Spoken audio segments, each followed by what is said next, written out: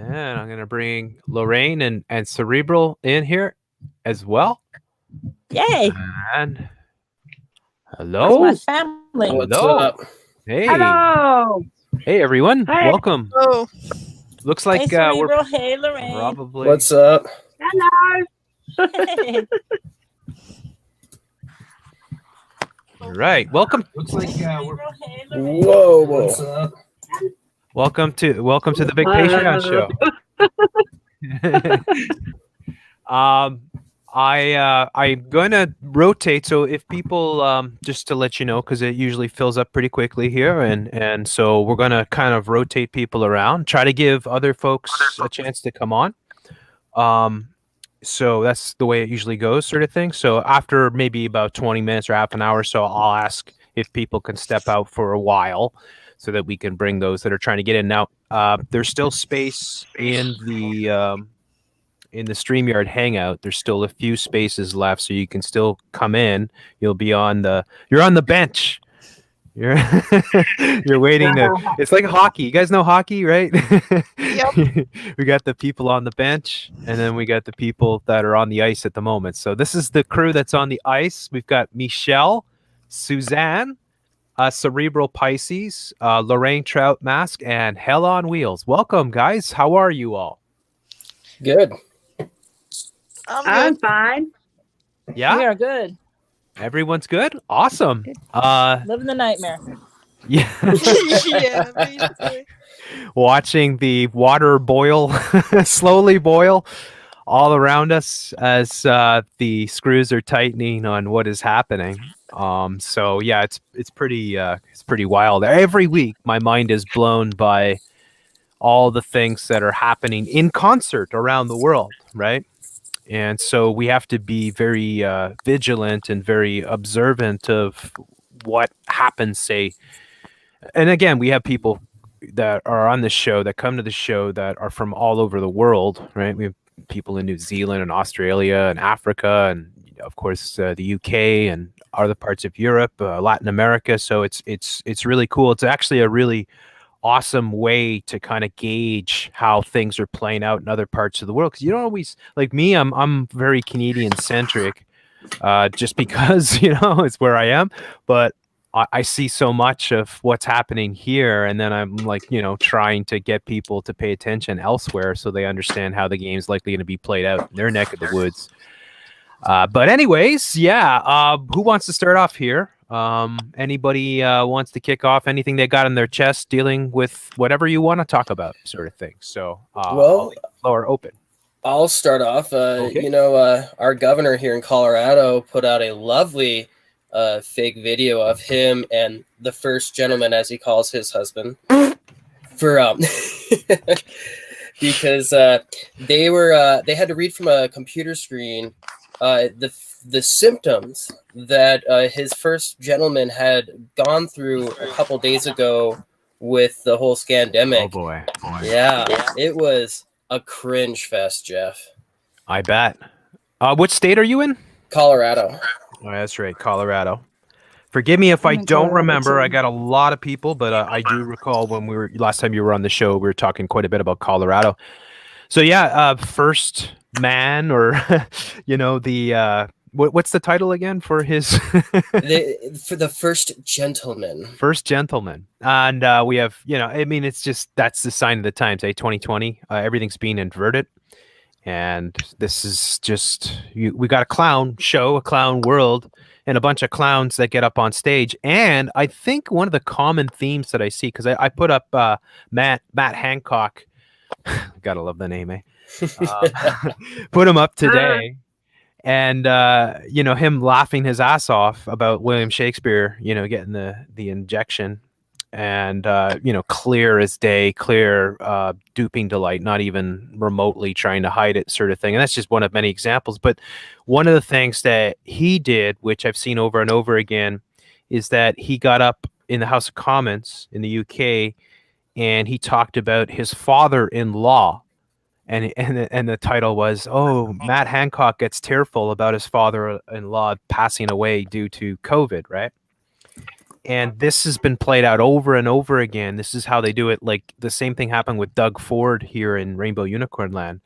And they do this on purpose because they want everyone to think that, you know, this is real first and foremost, and that these politicians are being hurt as much as you are by what they're doing with all the restrictions. So yeah, it's one of those things.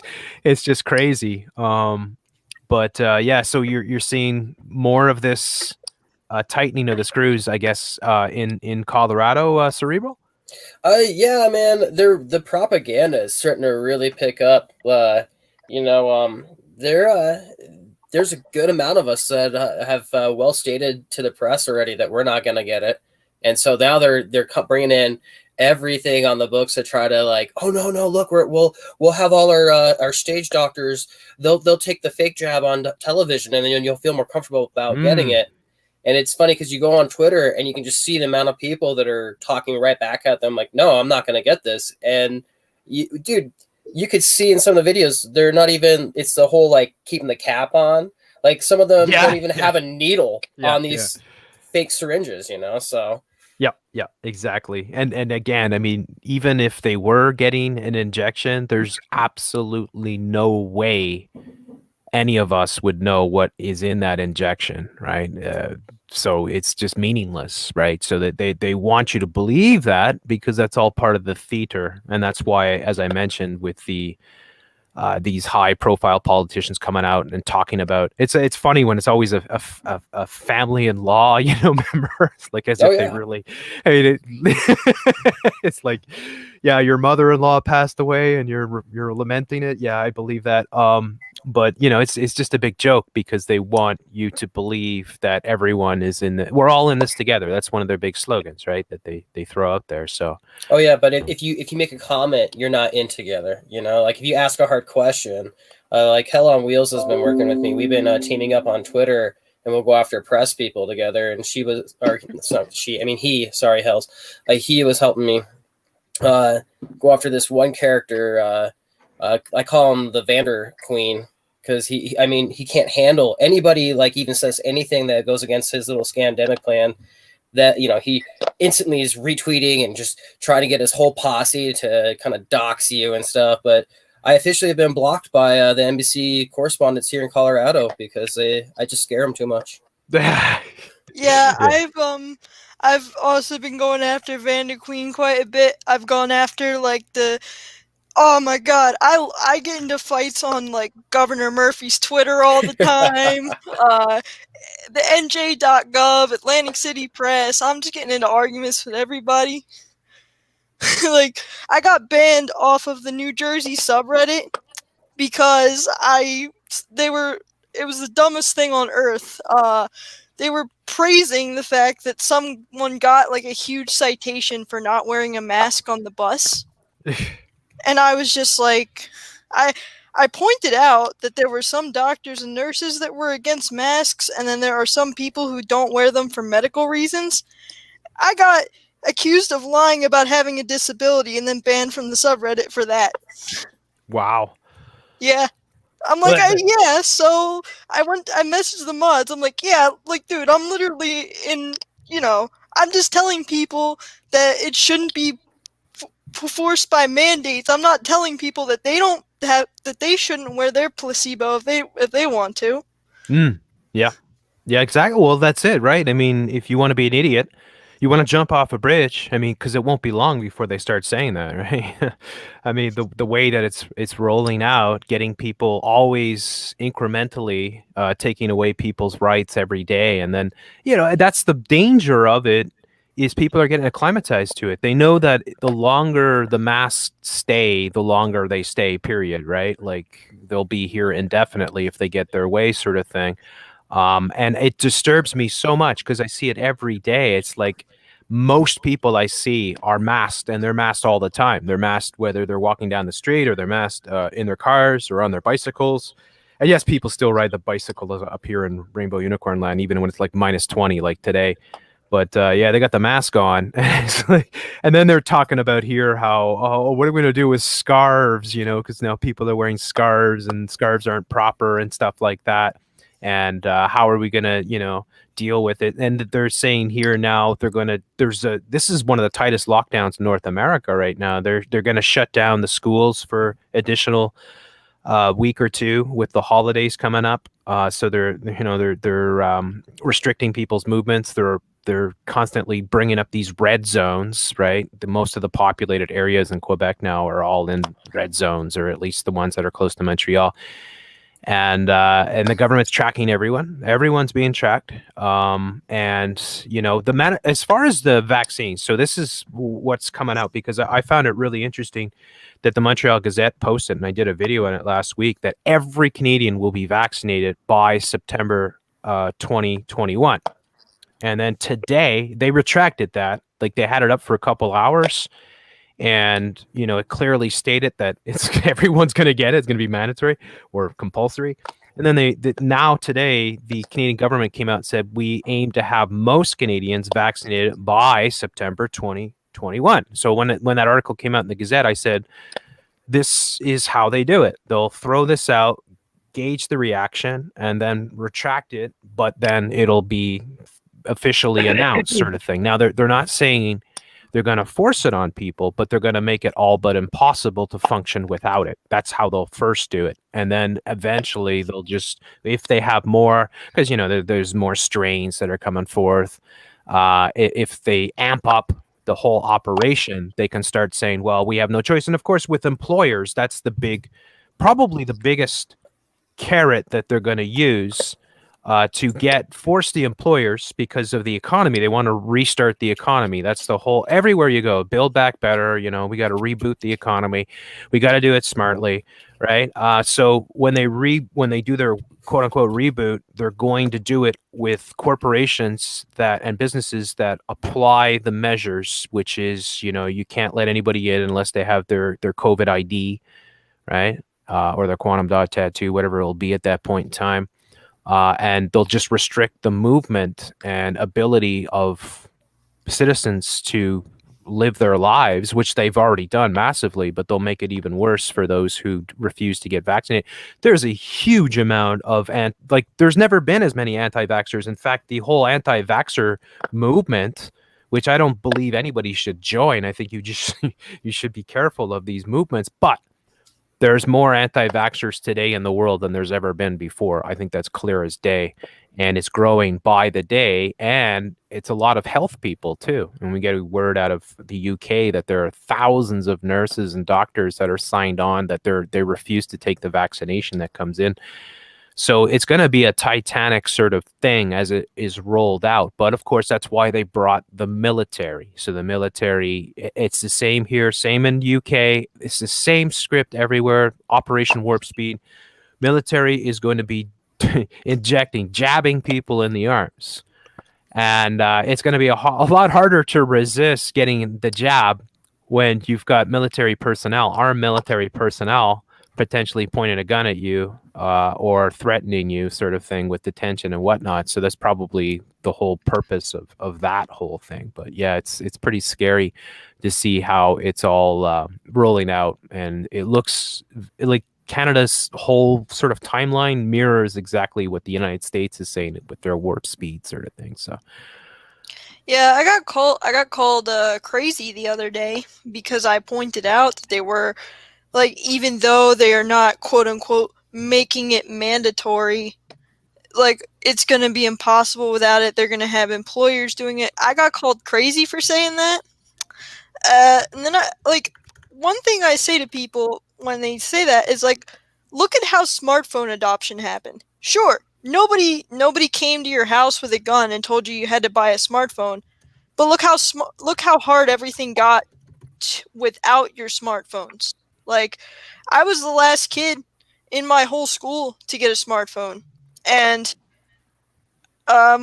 when I didn't have a smartphone, it was already like, all our assignments were pull out your phone and do this, and you got your, like, so much is done on a phone now that it is practically impossible to function in society without a smartphone. That is a much smaller version of what we're going to have with the vaccine. That's it. And again, the phone too. If you think about it, the whole there's been a massive shift over the past decade.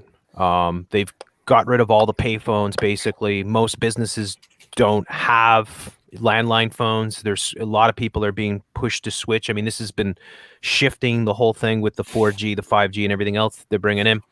But they have made it so that whether you make a purchase or whether you're getting a coffee or you're taking a photograph or you're driving your car, GPS for instance, you need your phone, right, to just operate on a daily basis. And this is well thought out because it's like they give you the device and it's like this magical device. It is, in a way. It's like to think of it that you have this ultra super computer, this little tiny monolith, if you will, in your pocket, Black Mirror, that can do things that supercomputers 20, 30 years ago could only dream of. And, here you've got it and you've got all this power.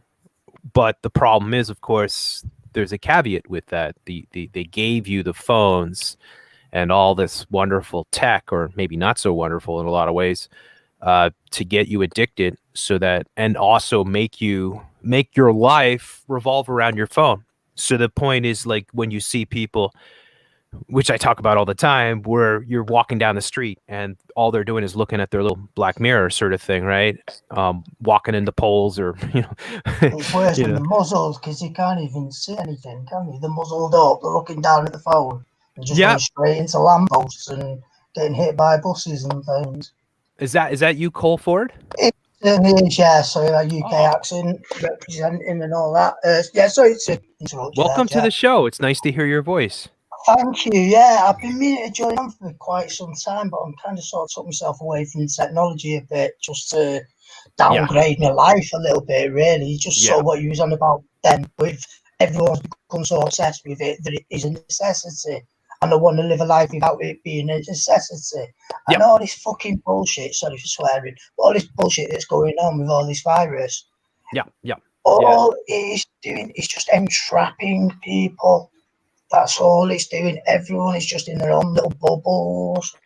Well, it makes you realize that they have created the world. Like, first, getting the women out of the homes, stopping them from having babies, getting them in the workforce. And then very clever. Yeah, because you think about it, like things that we take for granted. Let's give an example. Home cooked meals, right? That, traditionally would take, half a day to sort of prepare. Nobody does that anymore because nobody has time. I'm not saying nobody does it, but you know what I'm saying, right? Yeah. The majority of population. And this is all by design. So the whole process of preparing meals has shifted massively. And that's just another way of getting us addicted to the convenience of this new world order, where they fast food generation. Fast food and instant meals and microwaves and done in seconds. Drive-throughs. Sorry, I'm sure you saw that new video game that came out, that Cyberpunk 2077, the new program. I've heard a lot about it. I haven't really taken a look at it, but that's supposed to be crazy, eh? Go ahead, Hel. I'm sorry, Suzanne. Yeah, they're putting things in this vaccine to sterilize people now. God knows what, eh? But and HIV. And you want to tell us a little bit more then, Cerebral, about the game, what it's showing? Yeah, I will. So Cyberpunk 2077 is a video game based in the future, around 2077, where all governments collapse in this story due to a nuclear kind of fights going on between different countries. And so the corporations step up to build a super city. And it's the last city of its type that exists. And everyone's having to leave all their other smaller towns and rural areas because it's been made impossible to survive unless you go to this super city. And everyone, you can be whatever you want now. They've got the whole transgender and transhumanism thing. You can upgrade your body. I mean, Jeff, they have you design your character all the way down to how big your junk is, or whether you're going to be a tranny, if you're going to be masculine, feminine. Like, they threw all those options in. And when, it's like that Black Mirror episode, isn't it? The Black Mirror episode where he lived his life virtually. The first thing I thought about was like, oh my gosh, not only are you guys releasing this in the right time to like keep people, you know, really addicted to something, but they hired tons of like behavioral psychologists to try to make the most addicting game. Now it crashed like crazy because no one has the tech really to run this. They were trying to create something so sophisticated that it's a garbage mess right now. So I mean, it's gonna, when they fix it, you're gonna have a lot of people very addicted to this super new world that they're programming everybody like, look how exciting this will be, look how fun it'll be to own nothing, look, the cars just drive up to you, you hit a button in the car, you don't really own it, it just drives up. I mean, in the game you'll own it because they're trying to create like an RPG kind of feel to it, but in the story you don't own anything. The corporations took over everything. It's exactly the New World Order. Wow. Yeah, not surprised. In fact, the video games are, I think, probably. I used to read a ton of sci-fi. I don't read it these days. I just don't have the time. I wish I did. But I would imagine that the video games would probably be right up there as the number one, you know, or 1A type of form of showing you what's coming, right? Like getting you out, like the transhumanism is all over the video games. It's just the new Watch Dogs based in London, and it's set in the future. And that's set in a sort of dystopian future where people are just sort of living in slums and these soldiers walking about everywhere and you've got to queue up for food and all that kind of thing. So it's drumming it into your head, and you've got all the London sites, you've got the Tower of Ben, Big Ben, and the Houses of Parliament and all that kind of thing, all set in a dystopian sort of way. So it's like Big Brother sort of situation. It's kind of like what's happening now. It virtually is there. We're so close to it right now here in the UK that I can smell it. It's scaring me. It really is. It's going so fast.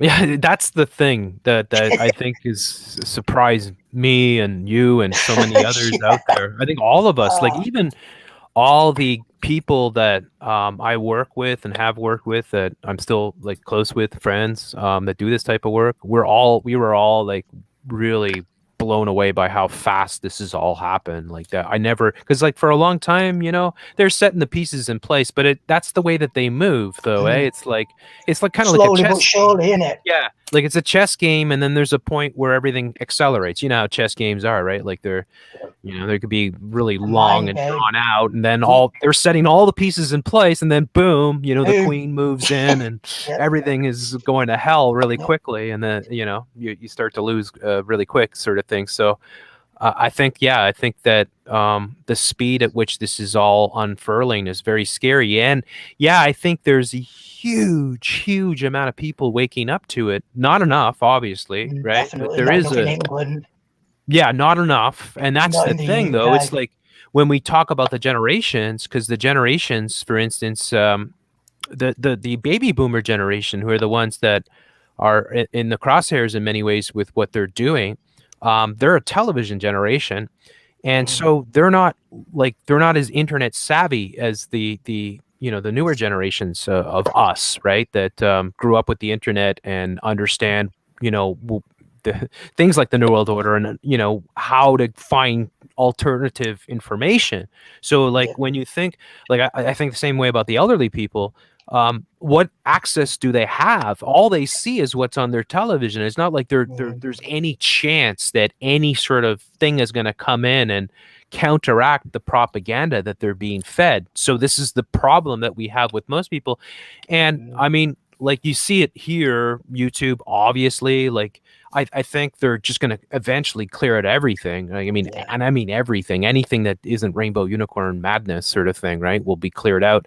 But the way it works now is there's no chance that people will find the type of work if they're just searching for it, right? Like they're just not going to see it. So they're going to hide it. Yeah, we're kind of in that realm where the people that are waking up are you know, and that's great, and then they're hungry and they start looking and they'll find, you know, information and stuff like that. But the people that are clueless, which is the majority, are being shielded massively from any sort of alternative, and they're being conditioned into you know, knee-jerk reaction of hatred towards anybody that challenges the paradigm, right? So it's all mental manipulation with the, using the crowd, the herd mentality to keep everybody in check. And that's one of the most devious things that they do. And that's why they started from day one saying, snitches get rewards and stuff like that, right?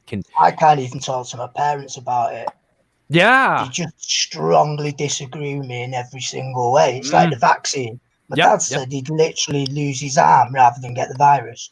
Yeah. Yeah. And it's like, how can you see this?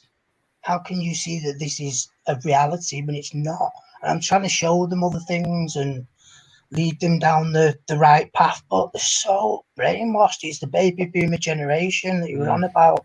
They're so brainwashed by television. They never learned, eh?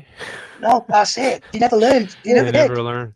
You've got the TV when we were young and watched it 24/7, and it's got us in this shit state now, basically. Like, I'm mind blown because my mom, she worked in the hospitals back in the day, and she was a medical technician, and she 100% believes everything on the TV, even about the mask. And I'm like, I think to myself, I'm like, how is it that you can ignore your original studies? You studied several different mask studies that prove that this didn't work. That's why you guys never wore them for even the flu back in the day. You'd only wear them when doing surgeries, whenever you were worried about, blood or sweat or something dripping into like the patient. It was never to stop a virus or a bacterial infection. No, all it does is recycles your oxygen anyway. It's almost more symbolic than anything too. It just shows because it's just literally them telling you to do this. Like there's no legislation. Like they'll tell you it's the law, but it's not the law. It's not the law anywhere unless somehow they've secretly held, legislation like they passed, like here in Canada has to pass through the House of Commons, then go through the Senate sort of thing, right? Like to become law. And the trick is to make people believe that that's the law when really they are the ones that are absolutely breaking so many laws, right? So many ways the mask is just a symbolism of their ability to take away our ability to speak, and breathe, kind of thing, right? That's why it all fits into the I can't breathe type of thing. They did a sort of, I kind of look back to say what happened in World War II, Nazi Germany. It was that was a whole experiment of what all they could get away back then with everything, right? And so it's they had a form of slogans and stuff that would say that now that we've labeled people, with the stars, you're safer because you can identify who's the sickly one, right? And they did actually during in the beginning of it all, they were using there was some kind of bad flu going around Germany at that time, and they started using that also and combining that in. So they had, and I know this, Jeff, all a lot of modern vaccine companies were testing on people in the concentration camps back then. Yeah, exactly. And they played a big role in the whole, how they, divided up people and kept records and all that stuff. But yeah, they've tried this out in several different regimes. It's just now they have the tech that takes it to the next level. And we're just seeing it. Wanting it. Now you get the people wanting it and asking for it. Because they allow us, they make it. And again, we've all been, to a certain extent, every single one of us has benefited to, I would say benefit so much because I think it hurts more in the end than anything, but I'm saying the convenience of this world, right, where you can walk down the street and get a dozen eggs or something like that, and it's lickety split, and instead of having that sort of independence and producing your own eggs, say for instance, right, and a lot more work goes into that, but then in the end you're your own boss and you're producing your own food and stuff like that. So we have all been, kind of lullabied into taken away from it. Yeah. And again, it reminds me of the Maserati commercial, which used to show back in 2014 with the little black kid there saying, we wait till they're fat and sleepy and then we strike, sort of thing. and they show the waves would be crashing, these massive waves sort of thing. And that's exactly what they've done. They and that's why, you know, like everywhere you look, you'll see the, like, for instance, I showed the other day the obesity, sort of normalizing of obesity, and all these things are, all that gender confusion, all these things are horrible for people. They're just toxic. Yeah, they're signs of mental illness, and it's mutating people basically. Yep. Prior to the full on sort of chemical, well, I mean the transhumanist mutation that they're going to carry out, which they are, you know, it's probably in full gear. It's there. It's got to be. It's there. Yeah. It's written down. It's set in stone now. Hey Jeff. Yep. I'm gonna jump off for a bit to give some other people a chance. Okay, sure. I just wanted to say really quick, one thing that's been driving me crazy is trying to get especially now, because I don't know if you guys know this, but I live in like a rural area, and so like I've been trying to wake people up to Agenda 2030 for years now, and it's like literally in my backyard now. They are building like a bunch of shit all over the place here now. Then they're trying to push it through. Like our town's been fighting this for a while, but now the scary pandemic that everyone's supposed to be locked in on, and we're not allowed to go to court for anything important and all that stuff. Yep. Well, now they pushed these whole Agenda 2030 plans through, and the woods are going to be gone, and we've already been being pushed out of the area because it's gotten way too expensive to live here. So now we have to find a place to live faster. But but you're going to be happy, Hal, aren't you? You're not going to Happy out own there. own nothing. nothing. How can they say You'll that? get to That's eat so cricket. yeah, No, cockroaches. Oh yeah, cockroach milk. Cockroach milk. Soylent Cockroach Green. milk, yeah. How do you I milk was a trying to cockroach? tell- Soylent Green. but I've been trying to tell. It's just annoying the crap out of me because I've been trying to tell them.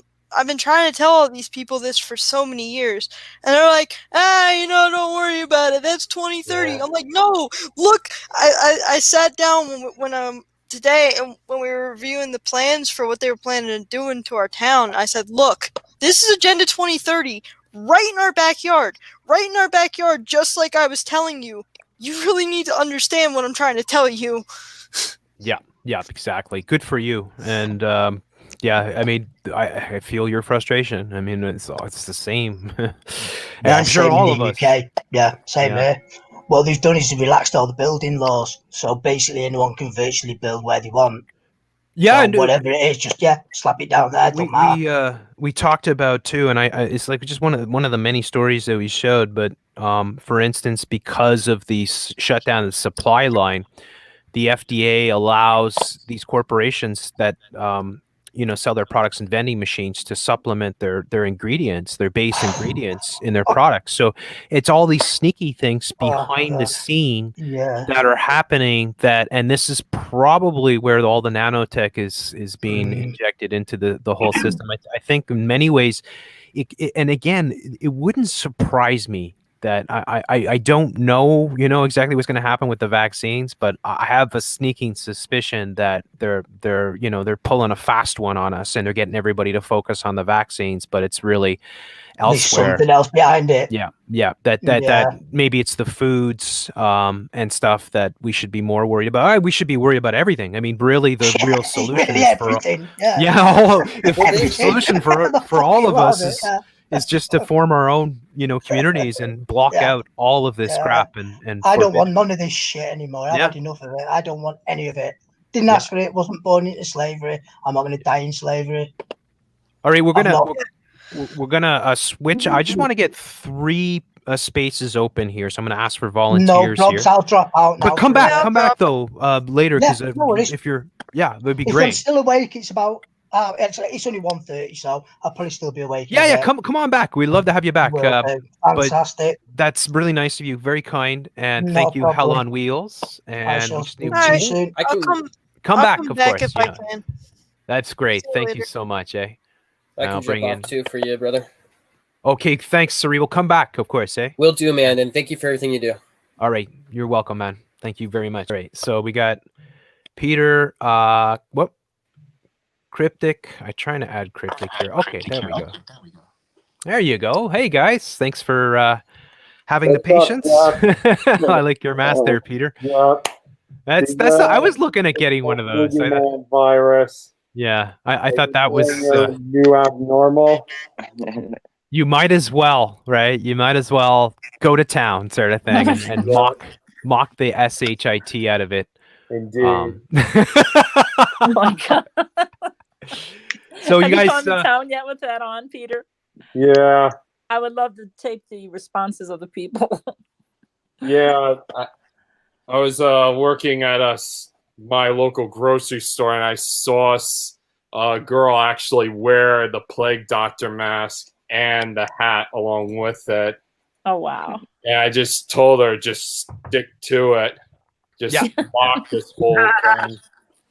I was gonna order one of those, and then I thought I'll go even further. I'll get a full hazmat suit, and I'll just freak people out. I'll like dress up like it's the end of the world sort of thing, and everything's toxic. Yeah, put like blood splatter and vomit splatter all over it. Or like neon green, paint on you and stuff. Like the toxic event. Yeah, have like boiling broth coming out of a vial or something. Just freak people out. Just like, I mean, people are stupid enough to fall for all of this. Might as well, just mock it even further. But that's good. That's I think humor again is often the best response. Just mock it, and mock it can show people how idiotic it really is, and it really is when you break it down. So yeah, just like a media bear. Yeah. I know. Face mask in my car. Yeah, amazing. Fantastic. He actually put out a new CD called COVID Classics. Oh, cool. I got to get Media Bear on. I know he's kicking around, so shout out to Media Bear. Yeah, he's doing great. And I love that. I mean, it's great content. Yeah, it's. I'm gonna go full burqa, I think, next time I go to the store. Yeah, why not? You could just convert while you're at it. Right.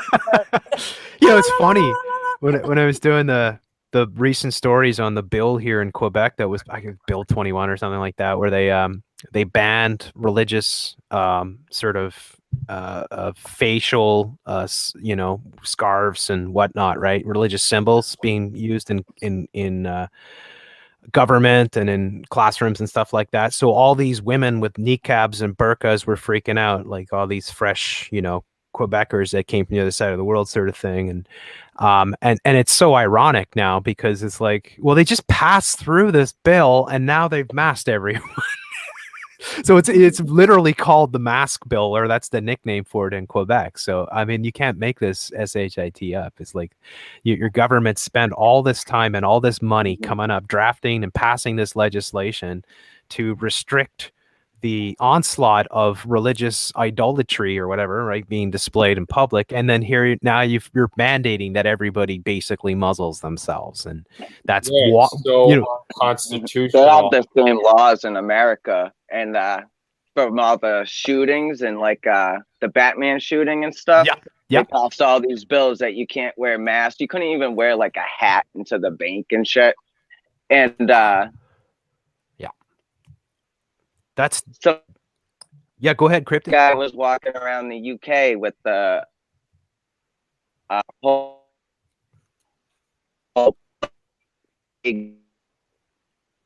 Yeah, I think you're breaking up there. Yeah, we can't quite hear you. Cryptic, I'm sorry. Maybe check your internet connection there, or maybe I don't know if you're out in the rural area or something like that, but you're not coming in clearly. Just a little bit here and there, sort of thing. Just fix the mic or refresh. Yeah, try refresh, or you could drop out, come back in, maybe see if that helps. Hopefully we get that fixed up. We've got Jojo. Do you have anything you'd like to talk about, Jojo?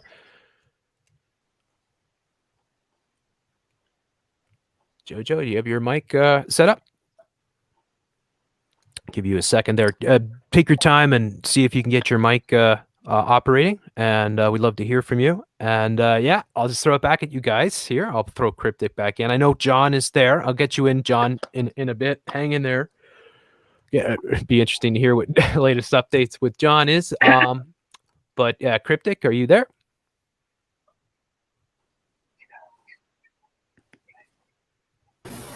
Yo, what's going on? Oh, there's JoJo. Hey. Hey, I'm just working right now, but I'm listening into you guys because I have much respect for you all, and I appreciate what you all are doing. Oh, thank you. Thank you. Yeah, no problem. So I'm gonna mute my mic, but I'll be listening in. Okay, maybe if you're listening in, if you don't mind, maybe you could just pop out of the conversation here so we can get somebody else in. Would that be okay?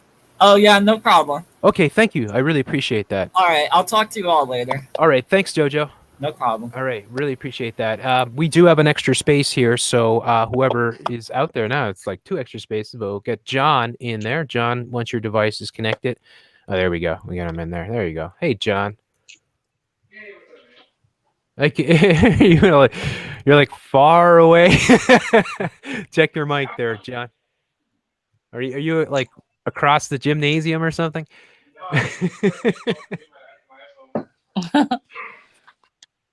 Are you in the basement? Yeah.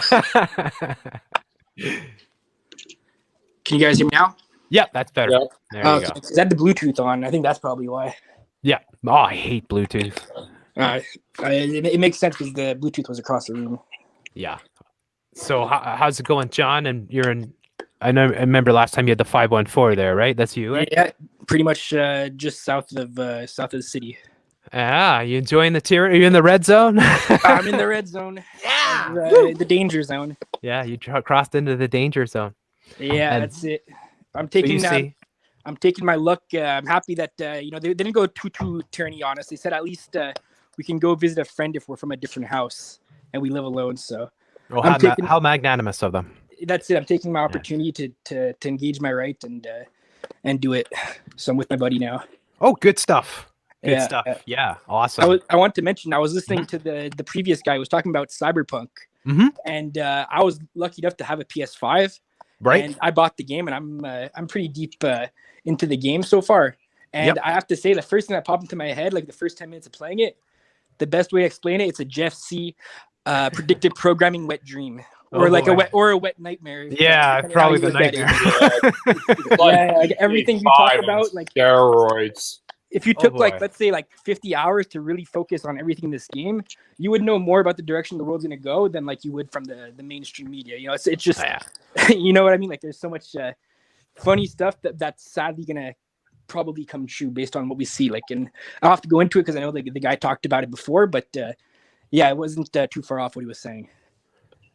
Do you think that I'm wondering if the PlayStation 5, because if you saw the monoliths, it's because all the monoliths are coming out, right? Xbox thing. Series X. Yeah, that's the Xbox. That's all black. The black monolith. I mean, it's uncanny. Of course, it's all coordinated, right? Like it's all symbolic. Yes. But it's also it's high tech. So what is that's what I'm wondering, because like, okay, the Bluetooth, again, like I have Bluetooth for my keyboard basically, right, and my mouse. So yeah, I find it works well with certain things. The problem is it cuts off sometimes, I find. Well, I don't use it for audio ever. But there's another reason why I don't use it for audio, and it's because the Bluetooth headphones, and Camille, Please Stop the Ride showed this, and we talked about it, is that they're being designed to pick up all kinds of signals and understand and read our thoughts, basically, right? That they're developing the earbuds or whatever, right? To with all this tech, all these sensors. Oh, it's gonna come in the next 50 years for sure.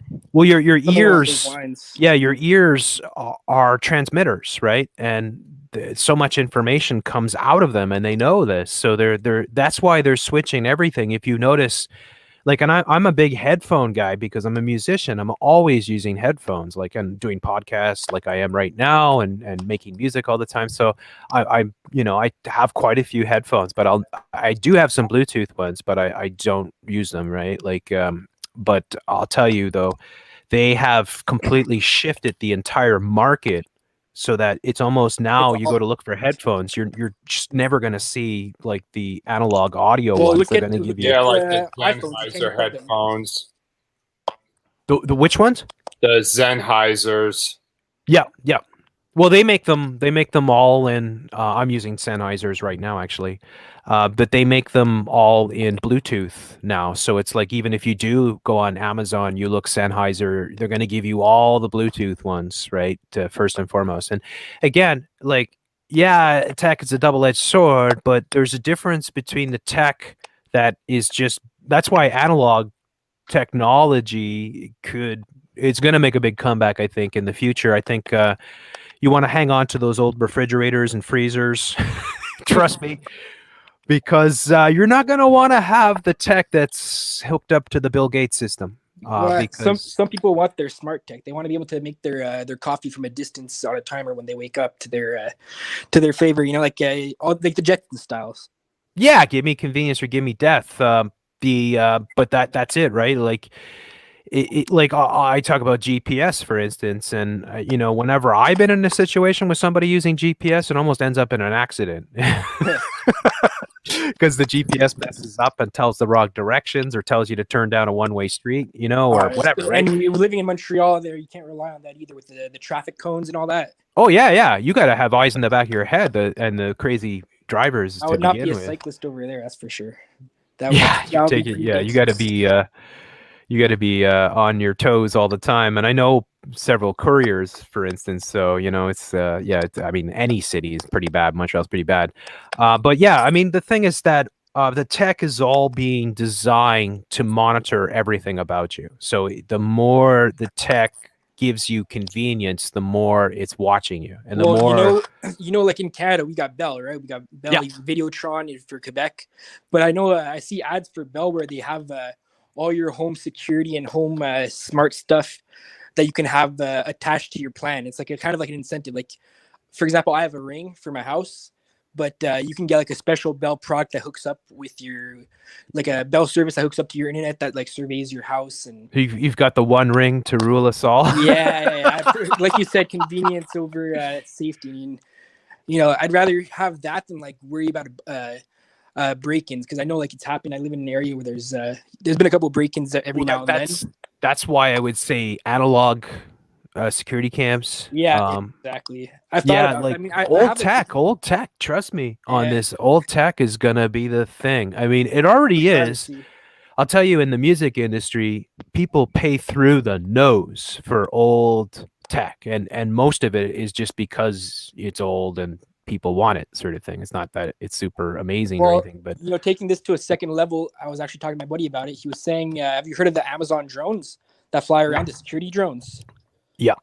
And they just fly around, patrol your home, and make sure your house is nice and monitored and watched by God knows who. How lovely. Yeah. Convenience over privacy. Well, that's it, right? I mean, and the privacy. Crossbows or slingshots to shoot down those pesky drones. Yeah, even birds are attacking them. Damn straight. I mean, that's one of the first things I bought when they started bringing out the drones. Is like, I'm going to get a slingshot right away. Right? You're not allowed to buy much here in Rainbow Unicorn Land. They're trying to ban everything, right? They did a sword attack recently. Worst case, like if you don't have like a, let's say for whatever reason, if you don't have like a hunting license or your PAL, like for your to buy a gun, crossbows are legal to own here. I don't know if you knew that, but they're illegal. They're legal. Like you can. Oh yeah. Anyone can go and buy one. Well, I have a traditional bow, but yeah, I like crossbows, but the problem is they take long to load, sort of thing, right? So, I find like I have a recurve bow, so that's quick. But then again, but that's it, right? Like I think the solution for anybody that wants to maintain their humanity, and I mean not just mentally but physically. I mean, you're if you want to stay human, you're going to have to extract yourself from their system. And they may make it impossible, right? Because that's how the whole thing is structured. If you think about it too, it's like, it's like one of the things, so, like people from Africa or from other countries that come here and they say, wow, your country's so crazy. You have doctors for dogs and cats. Like, and it is kind of crazy because it's like, well, look at the world that we live in, that our animals, our pets are so pampered that we actually, you know, have a whole healthcare system kind of devised around them. It's a whole industry in itself, right? Yeah, first world And they're problems. also chipped too. Remember, I think They're this all is chipped. where- Yep. Yeah, Yep. they're getting They this from brought that because they in wanna last chip year. us. Yeah, here in Montreal, Suzanne, they last summer they made it mandatory. Not only they did it at the same time too. They did every animal has to be chipped. So all animals, including like bunny rabbits and stuff, they all have to be chipped, and they have to be spayed and neutered. They have to be fixed. Yeah, Like, you know, like me New World personally, Order. me personally, I would disagree with the neutering part. I don't think people should have to neuter their animals. Like I have a gigantic pit bull, and this guy is he's got nuts the size of acorns, and he's a big scary beast. Is he good though? He's he's a baby. Yeah, he's amazing cool. with kids. Yeah. Like my buddy's goddaughter comes over, they play together. Oh, he's that's a great great. dog around people. Yeah. But just to say, like, Didn't they ban them though here? Like, maybe not where you are. Like I said, I moved out of the South Shore. I Okay, moved to good, the South good. Shore, so Yeah. So I was lucky when I got out, but yeah, like I took him over because someone in Montreal was living and had the dog at an early age, and he was scared that the government was going to come take his dog. So long story short, they gave it away to me and my buddy, and we've had him ever since. I lived downtown for better part of a decade, and I tell you, the number one dog is definitely pit bulls. Oh, like yeah. in terms of, and it's like all of a sudden they ban them. What? It's like, well, that's like a quarter of the dogs that I see. Yeah, pit bulls are very Pit bulls, popular. really? You mean You'll- not wiener dogs? No, in Montreal, well, maybe just where I lived, there just a ton. Like, there's a ton of people that, and when you go to the SPCA, for instance, you go to the SPCA. If you're going to look to adopt or something, at least half the dogs are pit bulls or some sort of pit bull mix. Yeah, it's unfortunate. You see a lot of them go Yeah. up for adoption. Yeah, it's very sad. Most of them end up dead, right? Or they Yeah. get shipped They're to. not the people's favorite dogs. Oh, that's Pardon me? sad. Yeah, because a lot of people they see the movies, they see the commercials, and they don't realize how much it's like having a child in a way. It's you're gonna Bulls have are to. not for Christmas. Yeah, it's a Right? lot of work. I mean, if you don't want a lot of work, get a cat. Yeah, I got a couple of them. I love cats. Steph, I They're got a so easy. question. Yep, go ahead. Okay, I got a question from the chat from Yep. Raf. He's Okay. he's wanting to know about their next move with the cyber pandemic. The Yeah. drill The a few months cyber ago. attack. Yeah. Is that with the wolves? That they were. It was from Klaus Schwab when he was talking about the cyber attack. No, but wasn't there attack in Canada where they were telling everyone that the wolves were loose and they were playing wolf I heard sounds that. Nova over Scotia. the big speakers, and everybody's freaking out about it. Where was this? In Nova It was Scotia, in I Canada. think. Nova Scotia. Okay, so they're what It was, happened? basically, No, it was in Canada. Yeah, that's Nova Scotia is yeah, Canada. it's a province. Yeah. But basically there was like an army drill that they were trying to do, and they said that they lied to the population, said a whole bunch of wolves apparently got loose, something along those lines. I might be misrepresenting it, but from what I remember, it was something along the lines of the army made like a false flag of letting some wolves out, and people, I guess you could say, cried wolves and to the broadcasters, and people got all scared, and but turns out it was all a hoax, if I remember correctly. Yeah, That's right. Yeah, it was a hoax. They were trying to see what they could get away with, I think. Yeah. How Well, people would respond. they test these. They have these operations like prior to the shooting that happened there in Nova Scotia, the largest shooting and huge quotation marks. You hope you know what I mean. Yeah. Event. Just before that, they had massive military drills, and I was showing it. And it was shocking because they had like these little communities in Nova Scotia with maybe 1,500 people tops, sort of thing, and they had tanks rolling through the streets. Yeah, similar to the Boston bombing. Yeah.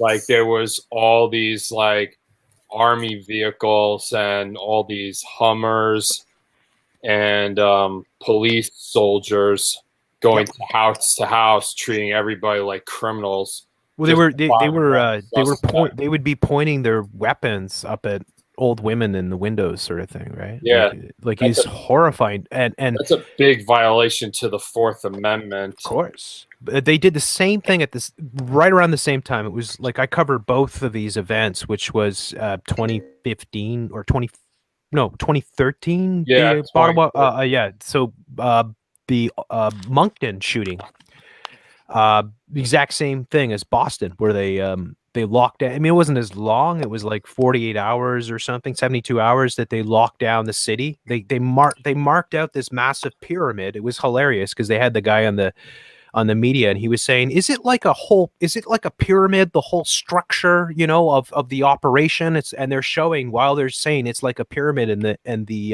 frickin' news anchors making the pyramid symbol, and he's asking the chief of the RCMP these questions, and they're showing a pyramid of the area that they had mapped out, that they had shut down. They put into a lockdown for this shooter, and they had 350 of those armored vehicles that were brought in from all parts of most of them coming from Quebec and Ontario, but they were also coming from the United States.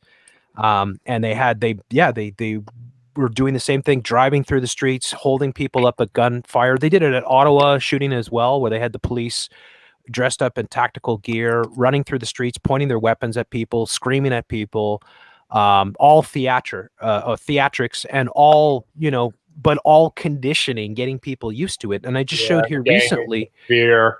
Yeah, I don't know if John caught that, but they had the Ubisoft. Yeah. The Ubisoft active shooter, or not? It was a bomb. No?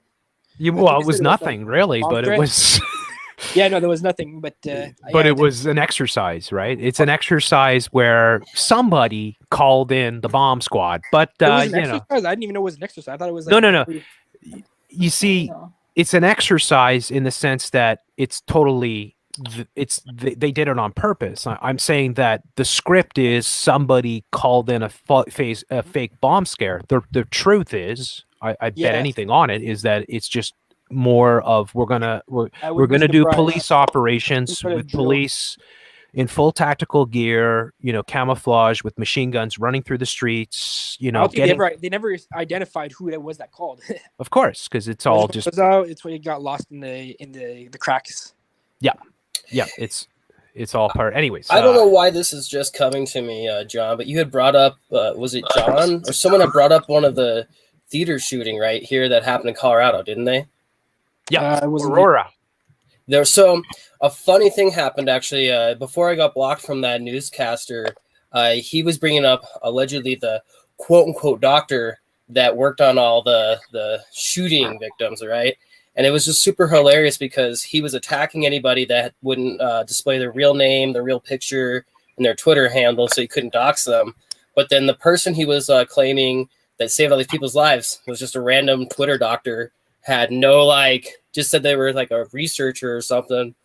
I don't know. It's just weird and hilarious in my mind, the double standard. That was quite a caper. Aurora, the shooting, all coded. It was even in the Illuminati card deck. I have that, by the way. Yeah, I have it too. Yeah, I got a crazy price on eBay for it, so I was like, oh yeah. It's one of those games I don't relish. I never played it, but I got it just. It's all sealed in the box. Yeah, just to see the cards and kind of look through it, and that. There's all these expansions. It's like the Trump card that had face. The orange guy.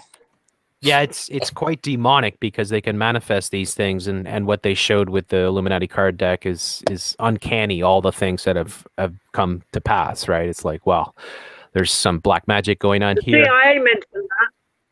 Pardon me, Lorraine, was that you? Lorraine, you came. I was given from a video I watched the other day. Hello. Yeah, we can hear you. Go ahead, Lorrain. You're coming in loud and clear. Can you hear me? Yeah, it's all good. Go ahead, please. We want to hear what you have to say. I find it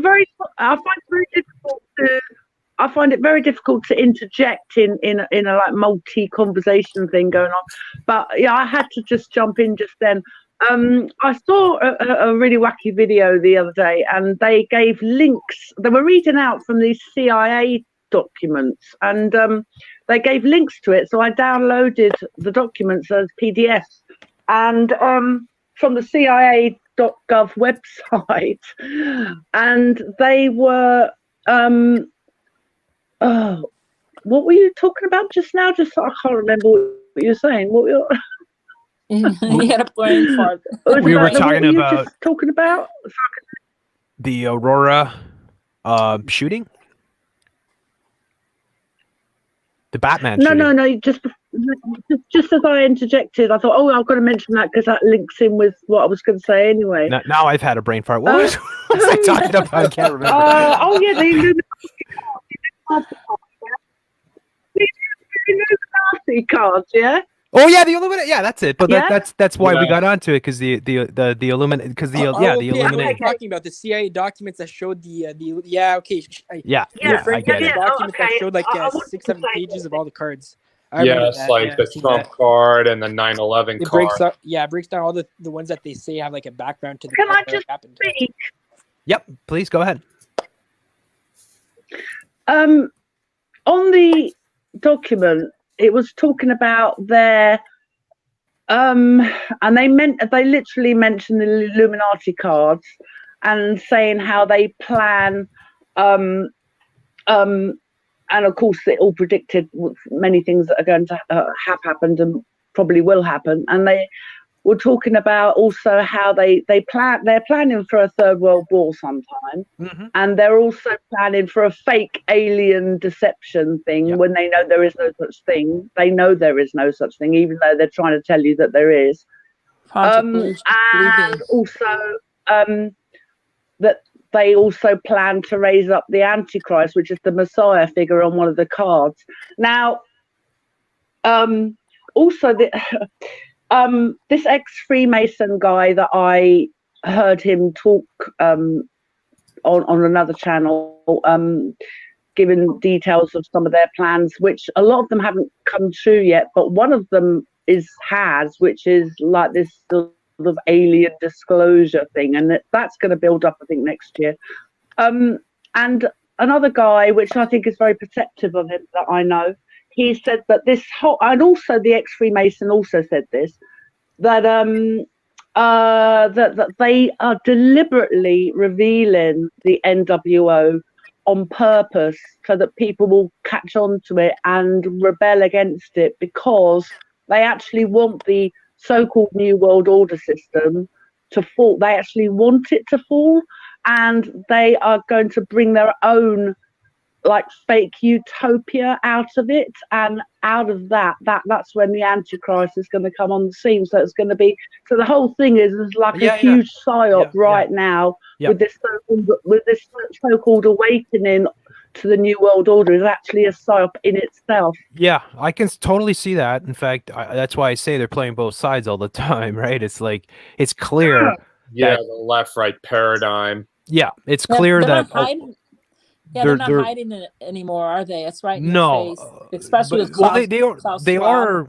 Sorry, Suzanne, go ahead. I'm sorry. I'm just saying with especially with Klaus Schwab, with this the reset, we have to do this, we have to do that. What do you think? Yeah. Show me your old man. Right. He's out of a James Bond movie. Like, no joke. Like, yeah. That's the truth. Does he have like some underwater layer or something? Maybe they base all the James Bond characters off of him. On him. Yeah. Yeah, like Blofeld. It's kind of scary though, because those James Bond films kind of predict a lot of what's going on, because depopulation is often one of the big themes, right? Well, that's right. Yeah. Well, all the superhero, like, you remember when you were covering Thanos? Yeah. What does Thanos want to do? He wants to Marvel snap. Avengers Infinity War. Yeah, and it was all about the end game, as Jeff you always bring up, brother. Yeah. Yeah, gathering up all the Infinity Stones and then snap, and he wipes out half of the population. Yeah, the amount of articles that were released at the time that the movies were coming out saying, "Is Thanos right?" It's like the typical thing. Yeah, he's right. Yeah, it gets creepy in that film, because he says after they try to reverse everything, he says, not only am I inedible, but keeping 50% of you was a mistake. We should just kill you all. Wow. Yeah. Wow. Really. That's Anyways, that's why it says on the Georgia Guidestones they want to control 500 million people throughout the entire world. That's probably why generous. Are they still standing? Why hasn't anybody taken those down? I can't believe that nobody's taken them down. I know they need to bulldoze it and also bulldoze the United Nations gun. Yeah, Grace went there and said that there's cameras all over. So they I guess and there's fences and all that, right? So maybe that's the whole thing. Like, but you'd have to think, like, I know it's been vandalized. I know it's been vandalized at certain times, right? But you're surprised that just like a good mob of people hasn't shown up and just ripped the crap out of it, because that would be a good statement to the NWO. Also, hand grenade on it.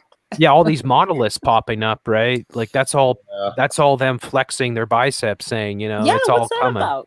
Well, that's what it is. Like it's the monolith is 2001: A Space Odyssey. Yeah, the moment I saw that, I was like, that is kind of with like TMF. Like, is that how we're gonna bring about the one world religion? Yep, it could be. Yeah, but again, it's a mono, right? And one, the symbol of power, because it is like an obelisk, right? It's a symbol of power, but it's also in the symbol of 2001 of transhumanism, right? Like that when the ape touches the monolith, right, and then technology is the gift that's given, basically, right? Because the stone or the bone that the ape throws up in the air in defiance and throwing away the old peaceful ways of just sitting on a branch and eating some greens. They throw up the bone turns into one of those orbital space stations, right? So it's symbolic of tech is how humanity will be changed forever, right? And this is what they're showing. And that 2001, there's a reason why it's so acclaimed. I mean, it is a beautiful film. It's really well done, and Kubrick is one of the greatest of all time, right? Mm-hmm. But there's deep symbolism in these films, and they're meant. Like somebody mentioned the other day about the Titanic, for instance. Like, I would not be surprised if Titanic was hoaxed, because it makes sense. Right? Because in some ways, what they do is they create these massive events that become iconic and that everybody it's much like the meme culture of today, where, a meme is how people express themselves, right? And it's like everybody's watching the same things. Everybody's seeing Game of Thrones, for instance. Everybody knows who Darth Vader is, for instance, right? Like all these so-called mythical characters that they create become part of our brains, part of the way that we function as human beings and interact with each other. And I believe most of that is by design. And this is all about how they're transforming us, moving us away from being human. I mean, everything that they're doing, moving us away from nature. Yep.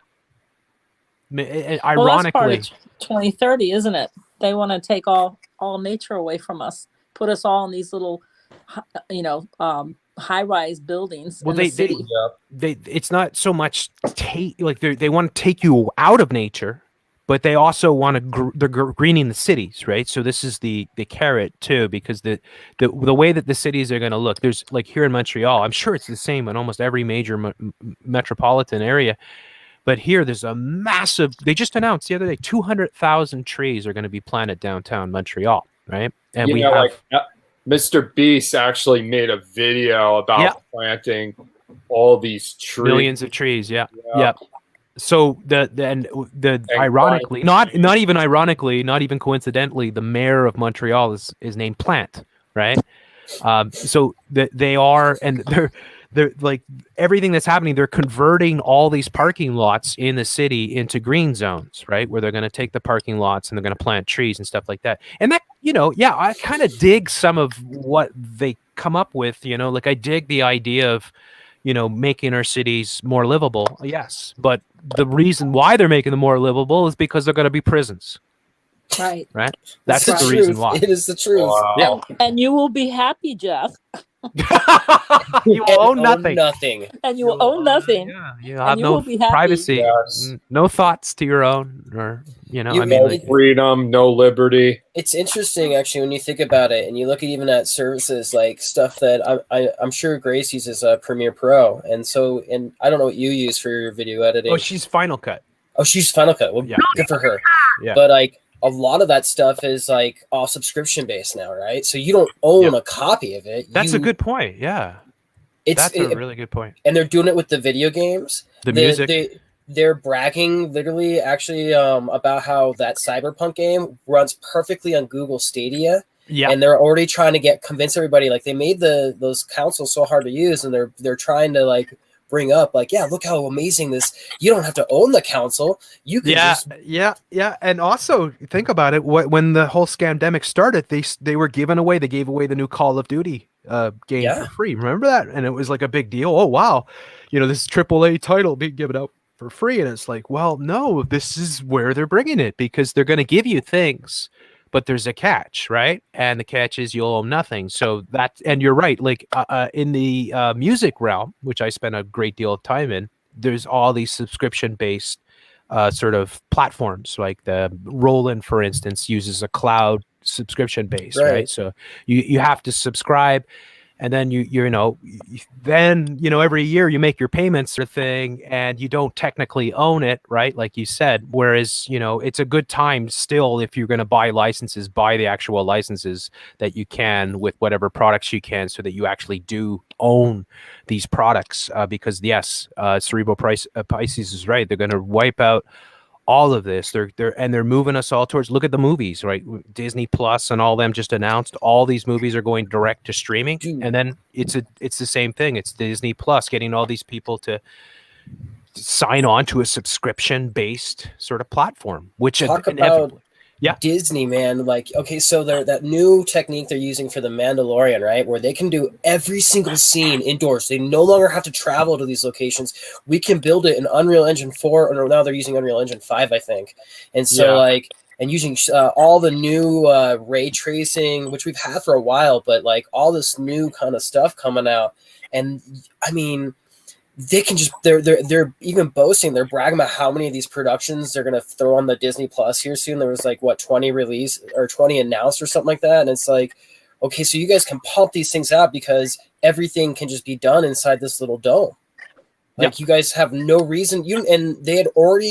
Disney had already built these robots that could do all the stunts and all these other things, so they don't need human beings anymore. They can literally get these machines to actually do everything. They don't complain because it's a machine, it's a robot. It's set up to do maybe a flip or something, and they can get all the shots they want. They don't even need people anymore, because I mean, they can.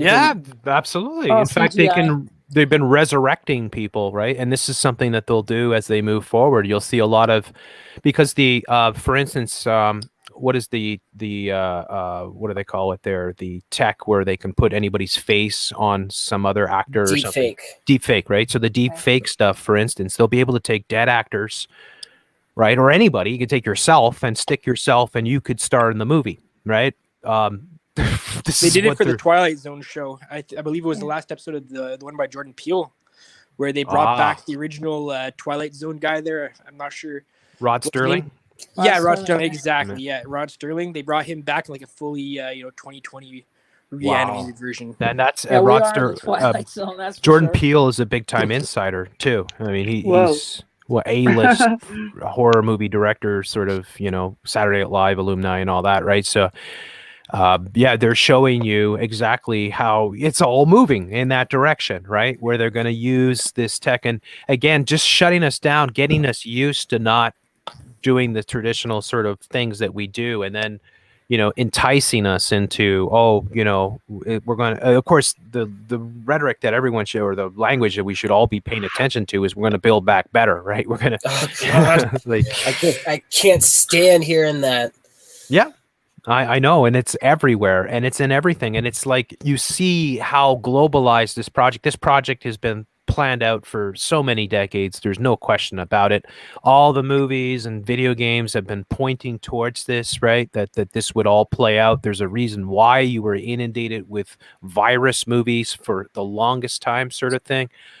So it's quite astonishing to see, but it really is still jaw dropping to see how fast, because we were kind of thinking we would have more time to be able to adapt to what they're doing, and I think a lot of us have been caught off guard by how fast they've rolled all this out. I really did think that they were going to spend a little bit more time with the conditioning, and it's just like you said. It just was like that, Yeah. I mean, I don't even. I'm lost of words, Yeah, it's jaw dropping again to see how fast it's all playing out, sort of thing. I'm just doing a little checkup here. I got Jojo. I can't get you in because it says your devices are not connected. So if you could figure that out, we'll get you back in. But yeah, it's just it's blowing me away. I mean, that's the problem too, though. I want to watch some of the entertainment to be able. I did watch The Mandalorian, so what I'm seeing in The Mandalorian is there's a big sort of DNA sort of plot, right, with the Baby Yoda sort of thing, that they're cloning him or something like that. Or adrenochrome or adrenochrome, yeah, like they keep saying they need his blood for something. They do need the DNA, right? And like it almost reminds me of the whole Blue Blood or whatever kind of Anunnaki stuff, right? Because they keep kind of trying to bring that the whole Star Wars. It was a long time ago, that'll soon be here, right? It's like kind of the thing. Yeah. To me, the most shocking thing about The Mandalorian is Gina Carano's arms. Dude, it's like the Terminator, Seriously. It's like, what the hell? I used to watch her in MMA. She was not that big. I mean, she was kind of like, she was more feminine. I remember when she fought the bone broth. Yeah, I remember she fought the Cyborg, and it was like, and like now she's like, wow, she's like Arnold Schwarzenegger, right? Looking, but that's again, it's well done, and I can see how clever they are because they've really gone for the old school sort of Star Wars aesthetics, right? And it works really well. And they got everybody hooked. And they got Boba Fett coming back, so they get the nostalgic, older guys like me that grew up with Star Wars coming back and checking it out, sort of thing. But again, all their agendas, it's getting you hooked in, because how do you watch it? You join Disney Plus. Well, I don't, right? But you know what I mean? Most people would join Disney Plus, and then you get everything else that comes with it. You've already seen what they've done with the whole Star Wars franchise. And again, the Star Wars franchise has a lot of that. Dealing with DNA and this Rise of Skywalker and stuff like that, right? Just the insanity, flipping the tables, right? You could be whoever you want to be, sort of narrative that they're putting out there.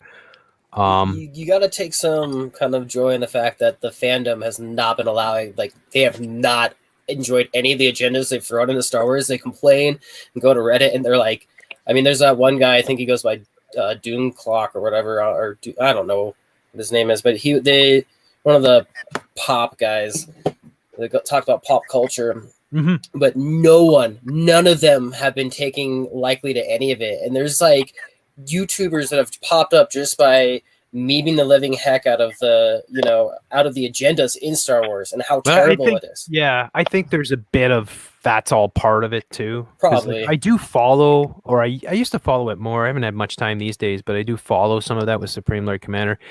And a lot of those narratives are again, they are constantly having us clash, right, over everything. I mean, it's again, it's a great distraction, right? Because these people that are concerned about whether, say, Kathleen Kennedy, the Mandalorian, whether Boba Fett is legit enough, or whether Gina Carano's too muscular or whatever, they're not paying attention to the horrible,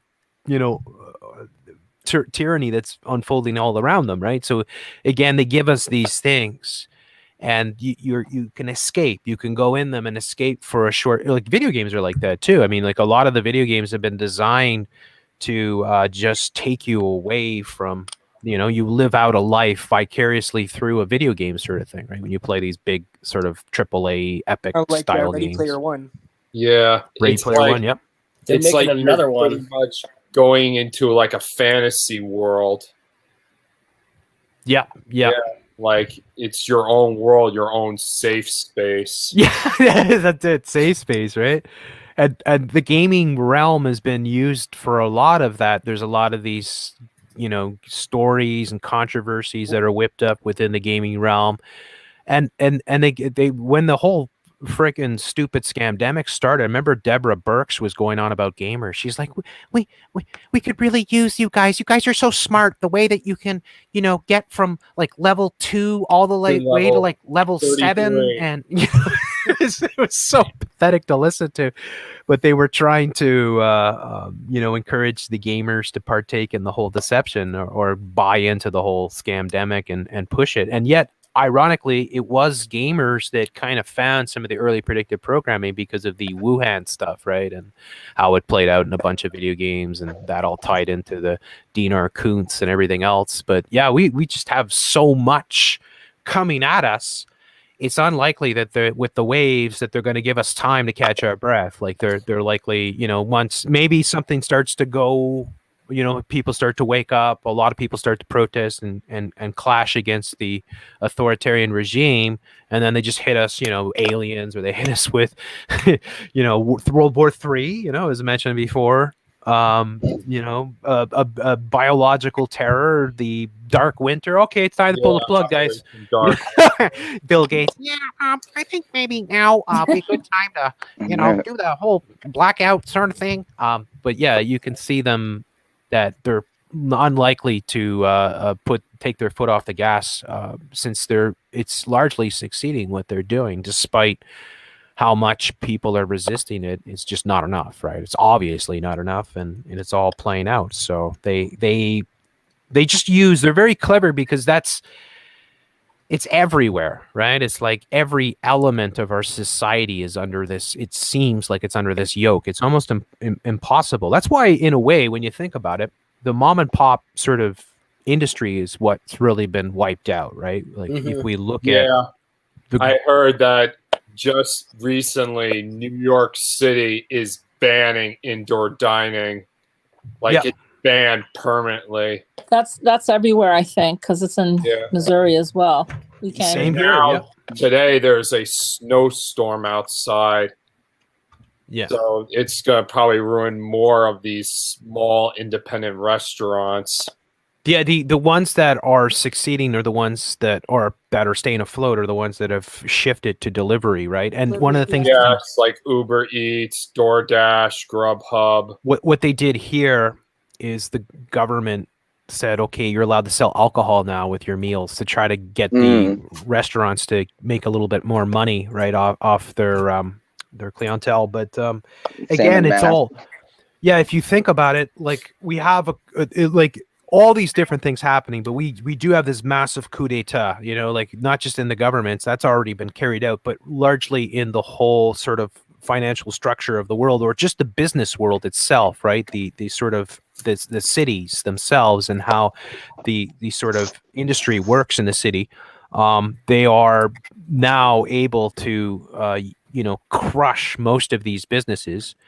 And then, of course, what comes in is the solution. Well, what comes in is, the food lines that they're setting up, the narratives, the Hegelian dialectic, the bailouts, right? The shifting of the economy, because that's a massive part of the whole Agenda 2030, is a complete shift towards sustainable sort of economy. And most of the businesses that are massively profiting have done so because they knew this was coming, and they have structured their businesses, or at least they are on the right side of maybe some of these people were just insightful about where things were going, or knew, well, obviously a lot of them knew, but sort of thing. But they are setting the narrative going forward that it's going to be all but impossible but to abide by their sort of rules for most of these businesses. So we do have a complete restructuring of our economy happening worldwide, and that's extremely dangerous because it takes away the power of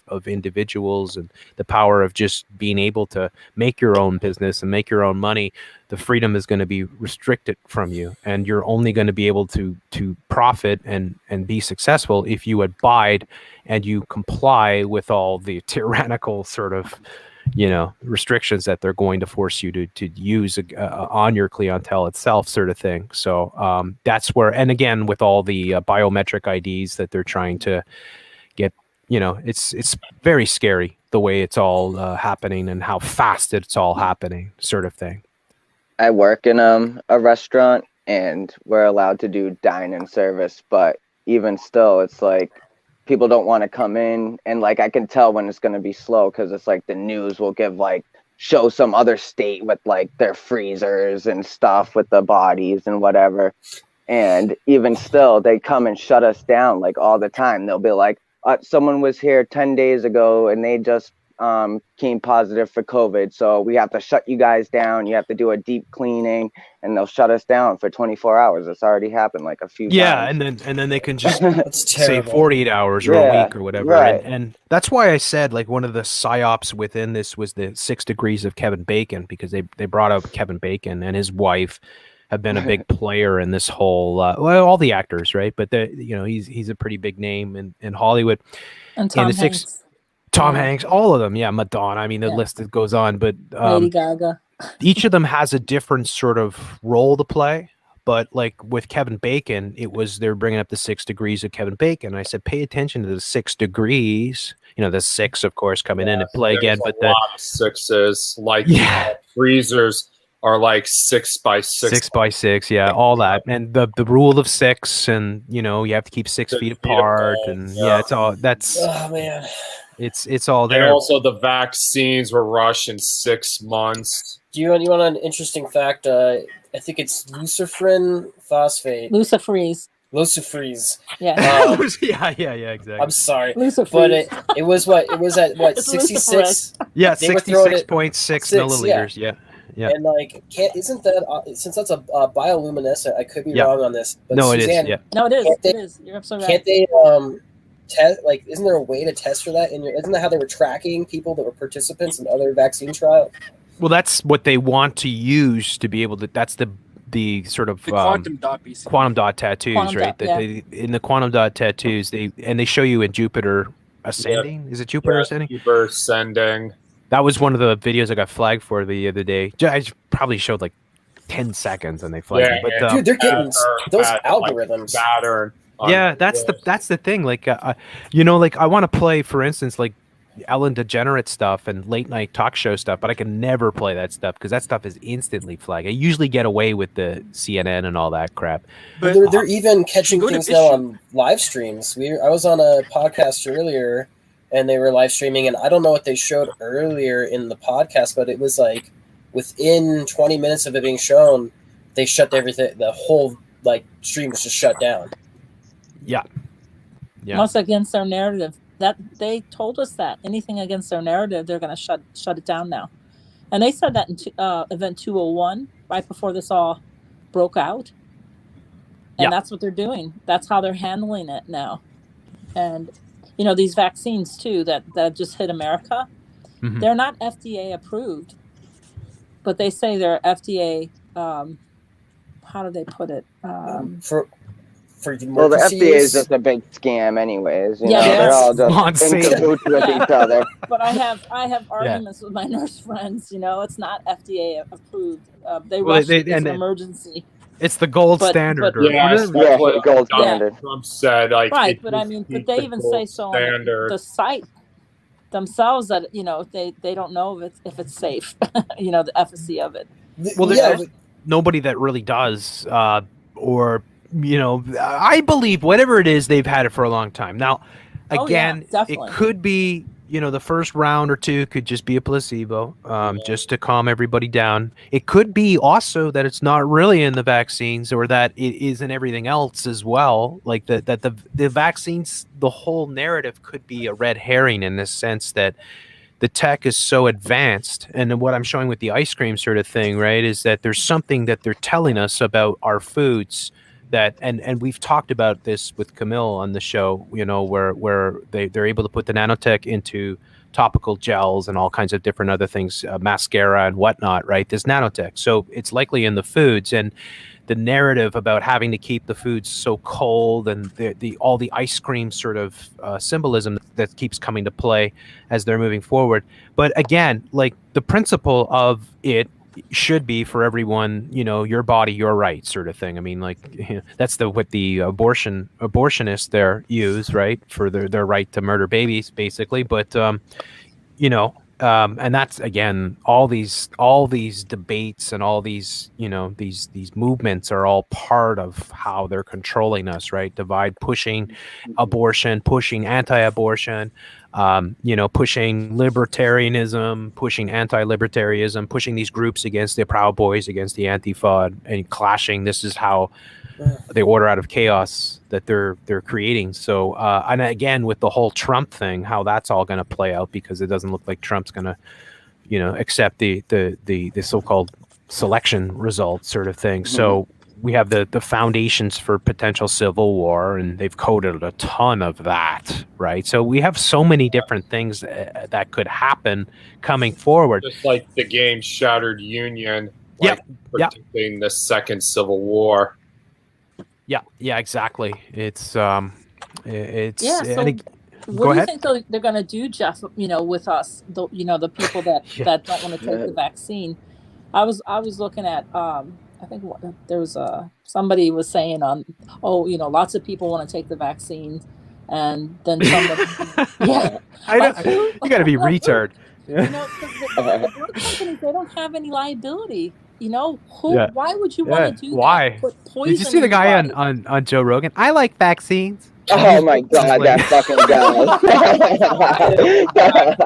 No kidding. Yeah, no kidding. Yeah. You know, you've had your share. You better, hey, you take it easy now. Don't take any more, right? You know what cracked me up, Jeff, about Joe Rogan was they had Maynard James Keenan on there. Jeff, I want to ask you something. Well, hang on a sec. We'll let Cerebral, and then we'll do you right after, okay? I was going to say is Maynard James. I'm seeing Jeff. Yeah, sorry. Go ahead, Cerebral. Maynard James Keenan had gone on Joe Rogan back on, I'm going to say in February, or maybe it was March. I don't know. It was sometime after they had really announced that their scamdemic was going down. And he was claiming that he knew instantly that he had COVID, like he's still on tour, right? And he was like, yeah, I had permanent lung damage, but I was wearing a mask. I like instinctively knew to wear the mask. And you know, Joe, like, oh, Joe, and you know, like, but I was also recording my latest Pucifer album and singing and still touring the entire time, but I had lung damage. And I was thinking to myself, and I brought this up to Suzanne, because lung damage, you know, would be COPD, emphysema. Right. You're on oxygen, or you're you know, you're needing a nebulizer every so often, and it's like you're gonna try to tell. I mean, yeah, you can fool everybody else, but you're gonna claim that you were doing all, like, singing perfectly, you know, and touring every single night and going into studios, and you were extremely sounds sick. like a wearing a mask. The guy sounds like a total tool. Yeah, definitely. I mean, they're showing, you know, the masks are causing like car wrecks, right? Yeah. Lung, you know, lung cancer, right? Yeah, God knows, right? I mean, like CO2. Yeah, there's no way it's healthy. That's for sure. No, they definitely affect my concentration. It's when I'm at work, for sure. Right? Yeah, that COVID causes. Yes. Yeah, exactly. And that's why they have you wear it, so you can get tested. Right? It's stupid. Don't get tested because they got nano gel on top of those Q-tips. I'm sure. Oh yeah, the test themselves ever. The brain stabbers. Brain No thanks. No. You know, my nose like that. That's a hell of a pandemic where you have to take a brain tickler to determine whether you have it or not. I mean, over a mild flu that has like a 99.8% survival rate. Yeah. I kind of feel like they're running a couple experiments on us right now. One of them being, if you've read Behold a Pale Horse, Bill Cooper actually brings up saying that they wanted to fake a pandemic in order to test everybody to get their DNA. Because they feel like oppositional defiance disorder, or people like us, it's found in our DNA, right? Mm-hmm. Yeah. So what they could do also is they were doing experiments where they were trying to make viruses that target people's genomes, which this could be something like that, which is why some people just get fatigued and some people do get really sick or whatever. And or it could be like they're doing tests on the mRNA because they want it for themselves, because it is like a crazy technology. If you think about it, mRNA is what goes into your cells and tells your cells like what to make, what kind of DNA to make, you know? So right, it changes your genome. Yeah, right. And that's why I showed Elon Musk the other night, you know, saying, you could basically butterfly. do anything. Yeah, you could turn into a Of butterfly. course, you had to fucking bring up the butterfly, right? They love that, right? The fucking transhumanists, but that is, right? you know, metamorphosis, right? So it's all fits in with the symbolism. But yeah, it's a good point though, Cryptic. There that we're guinea pigs because yes, the characters, you know, Ray Kurzweil, Peter Diamandis, all these characters that we talk about all the time, they want to live forever, and they want to do that via the biotech, via right their synthetic biology sort of revolution that they're carrying out. So yes, we are the guinea pigs, and the designer flues, absolutely right with the DNA collection. That's exactly the type of thing that they can do. I mean, they can do anything basically. They can recreate you. They can clone you. They can design designer flues. They can what happened target to the flu, well, by Israel. the way, and the colds? There's truth that Israel developed. Yeah, what happened to that? The regular flu. What happened to the regular flu? Oh, it's well, that's it, right? And then, you know what's funny?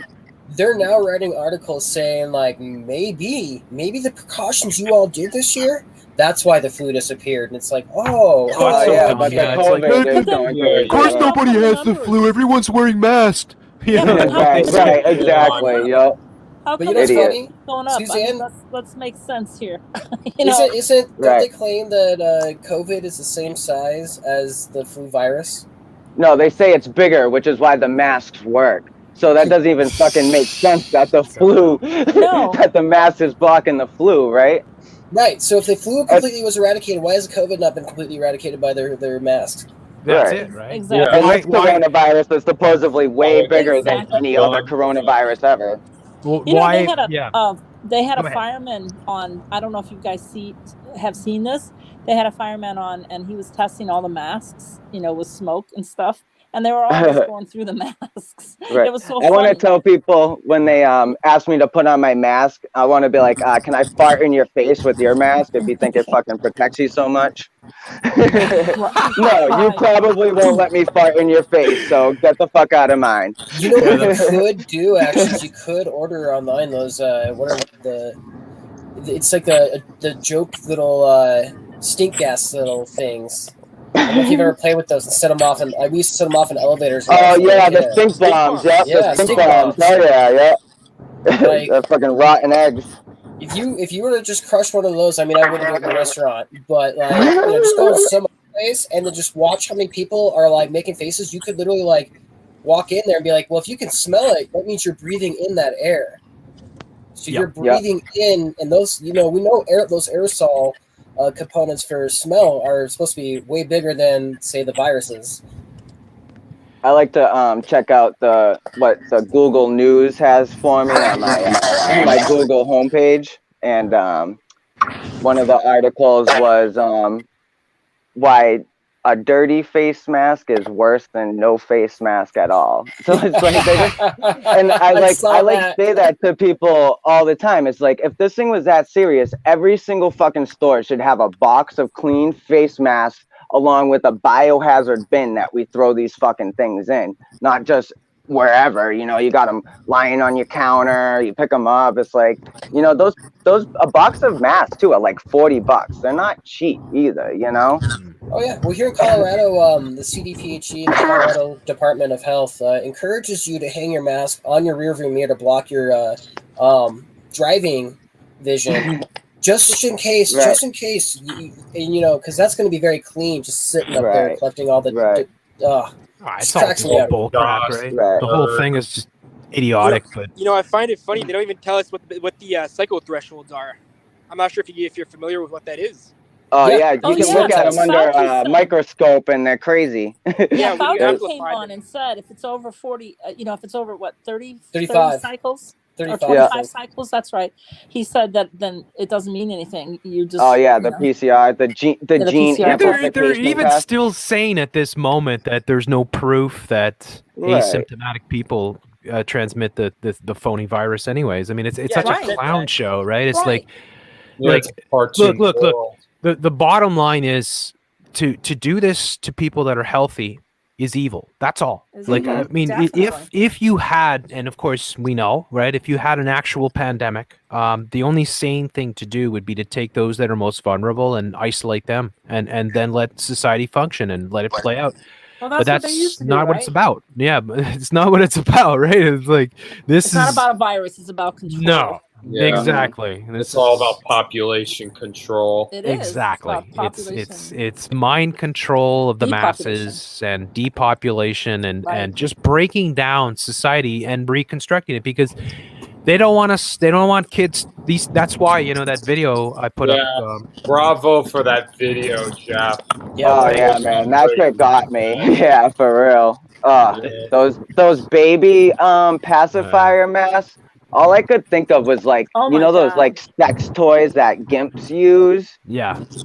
It's like all I could think of. Like, dude, could you imagine like shut up, like and sticking that thing on your baby's face? Like, get out of here, you know? It's Can you just pure imagine evil. Yeah, how long it's really gonna is. take? probably one of your most powerful and most impactful videos that you've done, Jeff.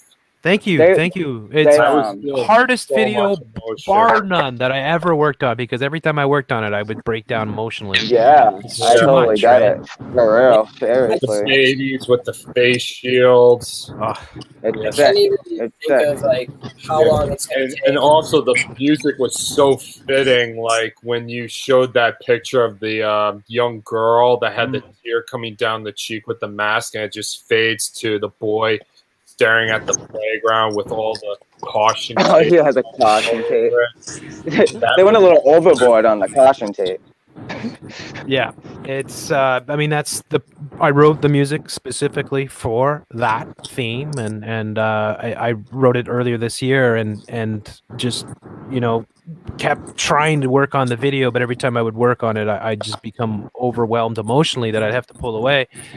So I just finally said, "Screw it." I worked late last night, got it up, and I'm just happy that it's done. I can't watch it myself because it's too.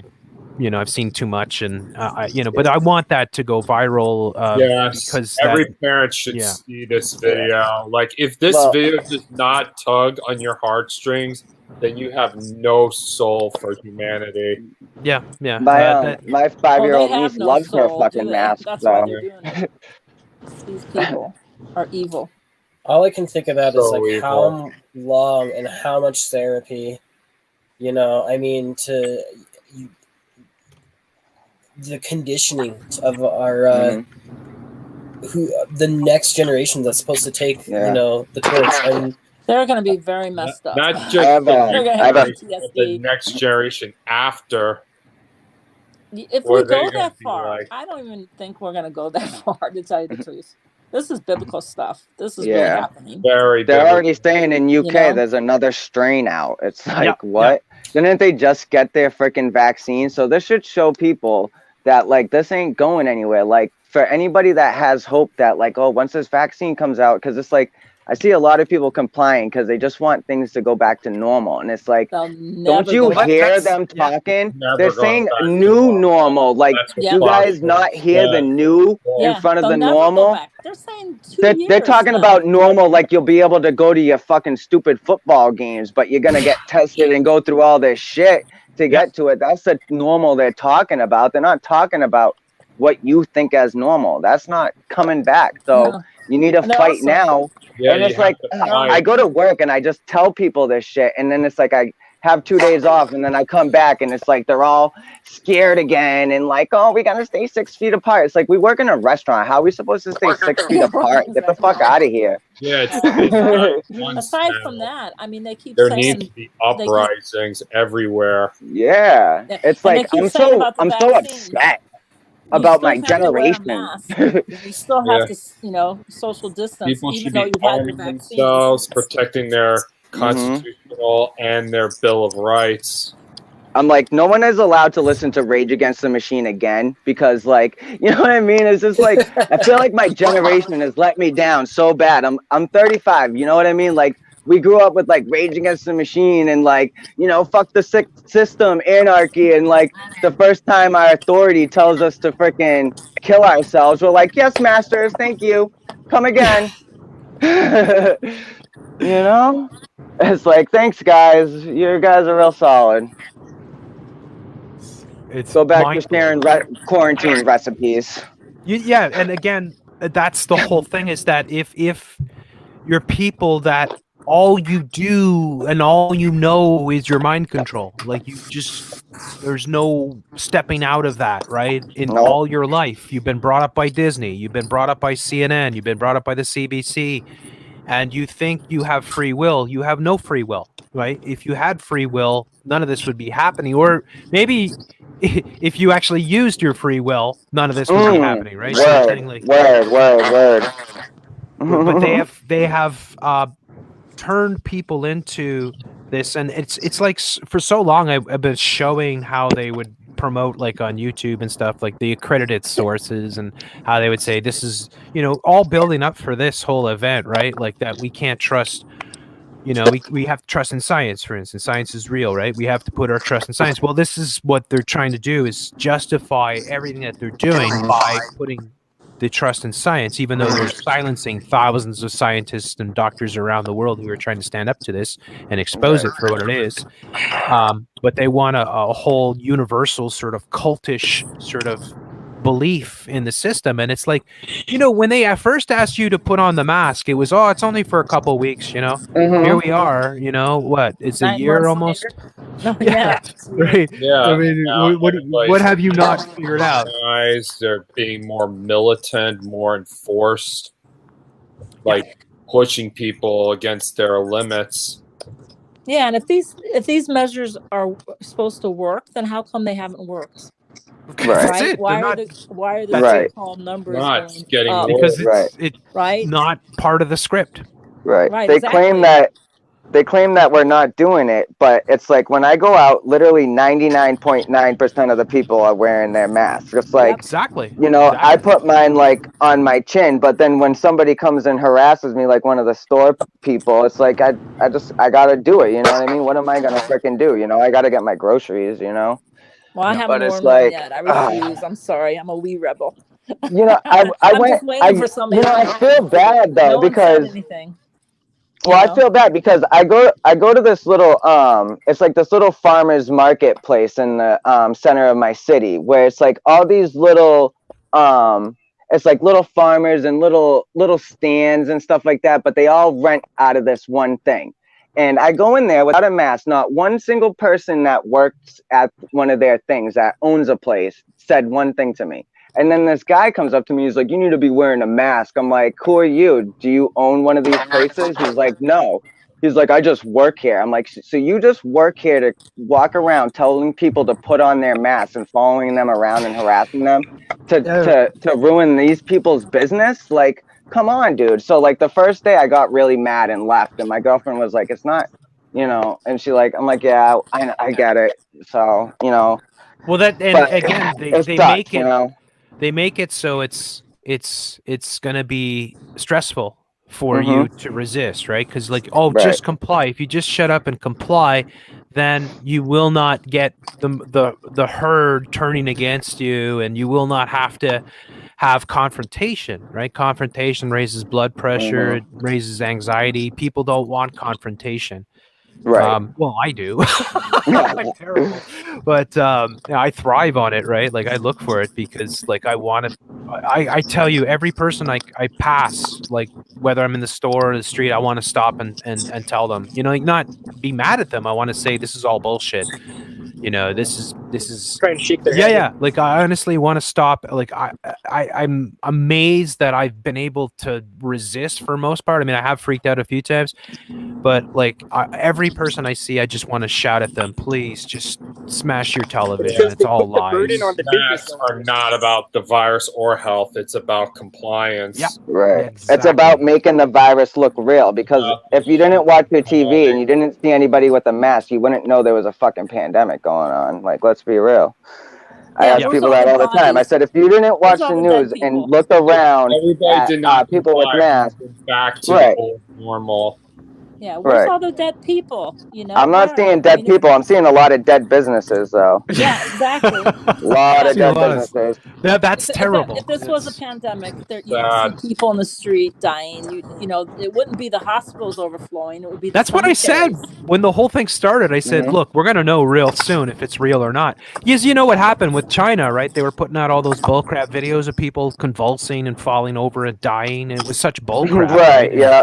a bunch Such of people were fucking saying, psyop. yeah, there was a bunch of people saying, "Oh, this is worse than it looks, and it's going to be much worse." And the media's covering. No, that's fakery. That's bullcrap, and they're using that as what? You don't think the Chinese employ crisis actors? Mhm. Oh, we never thought of that. You know, like get the frig out of town, right? I mean, China was like the first country Yeah, to I know. implement 5G.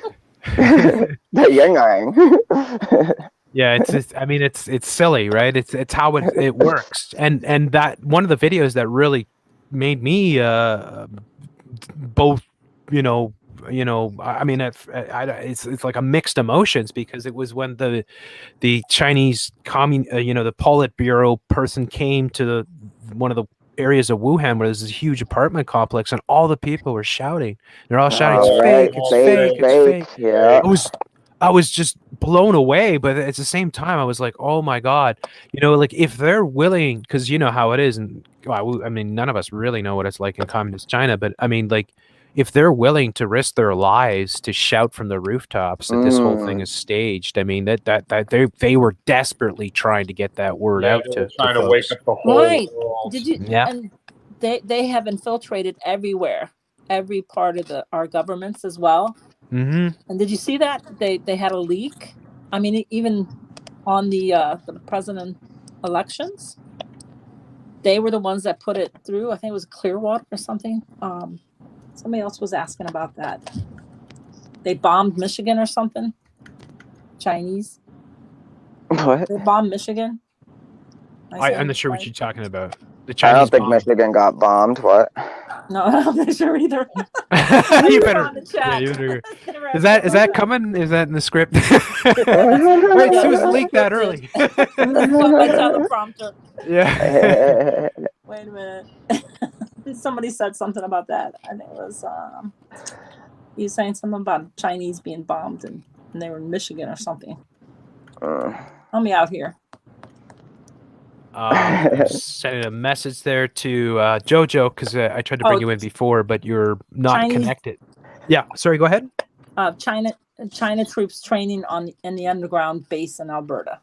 Oh yeah, right. The Chinese Chinese occupying training. Canada. Right. that has been talked about quite a bit, and They're in Mexico too.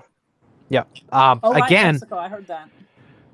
like I wouldn't like if say they employed Chinese troops here in Canada to, like, you know, bring in the whole police state sort of thing.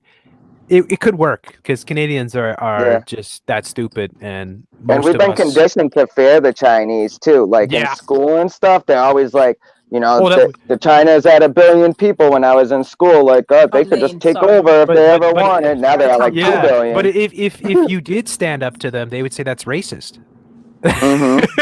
Right? Yeah. Like, right. Oh, So they were saying it was Maine, by the way. But in the United States, if the Chinese started walking around patrolling, they'd be shot pretty quick, right? So, you know, but again, that's always been a narrative since, you know, I came into the whole. Yeah, the fair China. Sorry, what were you gonna say, Cryptic or John? Oh, yeah, I was saying there's a video game called Homefront. I think it's for PS3 or PS4. Mm-hmm. It's about, if I remember correctly, it was either China or Korea that invades the United States, and they've taken over. And you're resisting them, like you're a little armed red faction type of thing, like a militia. Exactly, like a militia. And I think they even made two. There's Homefront 1 and Homefront 2. I believe it's called Homefront. Yeah, I think you're right. Yeah. Yeah, it's basically about China invades, and you're a little armed militia. You got to fight back. The thing about United States, it's like that would not work. Obviously, right? Like red. It would if you take the guns away. Well, that's it, right? But that's not going to happen without civil war. That's up the alley, I think. Like I know that they've been trying very, very hard, and they have taken quite. They make it hard to get them, that's for sure. But watch for Inauguration Day and see what'll happen if Trump doesn't leave, or if he's forced to leave and something funny happens.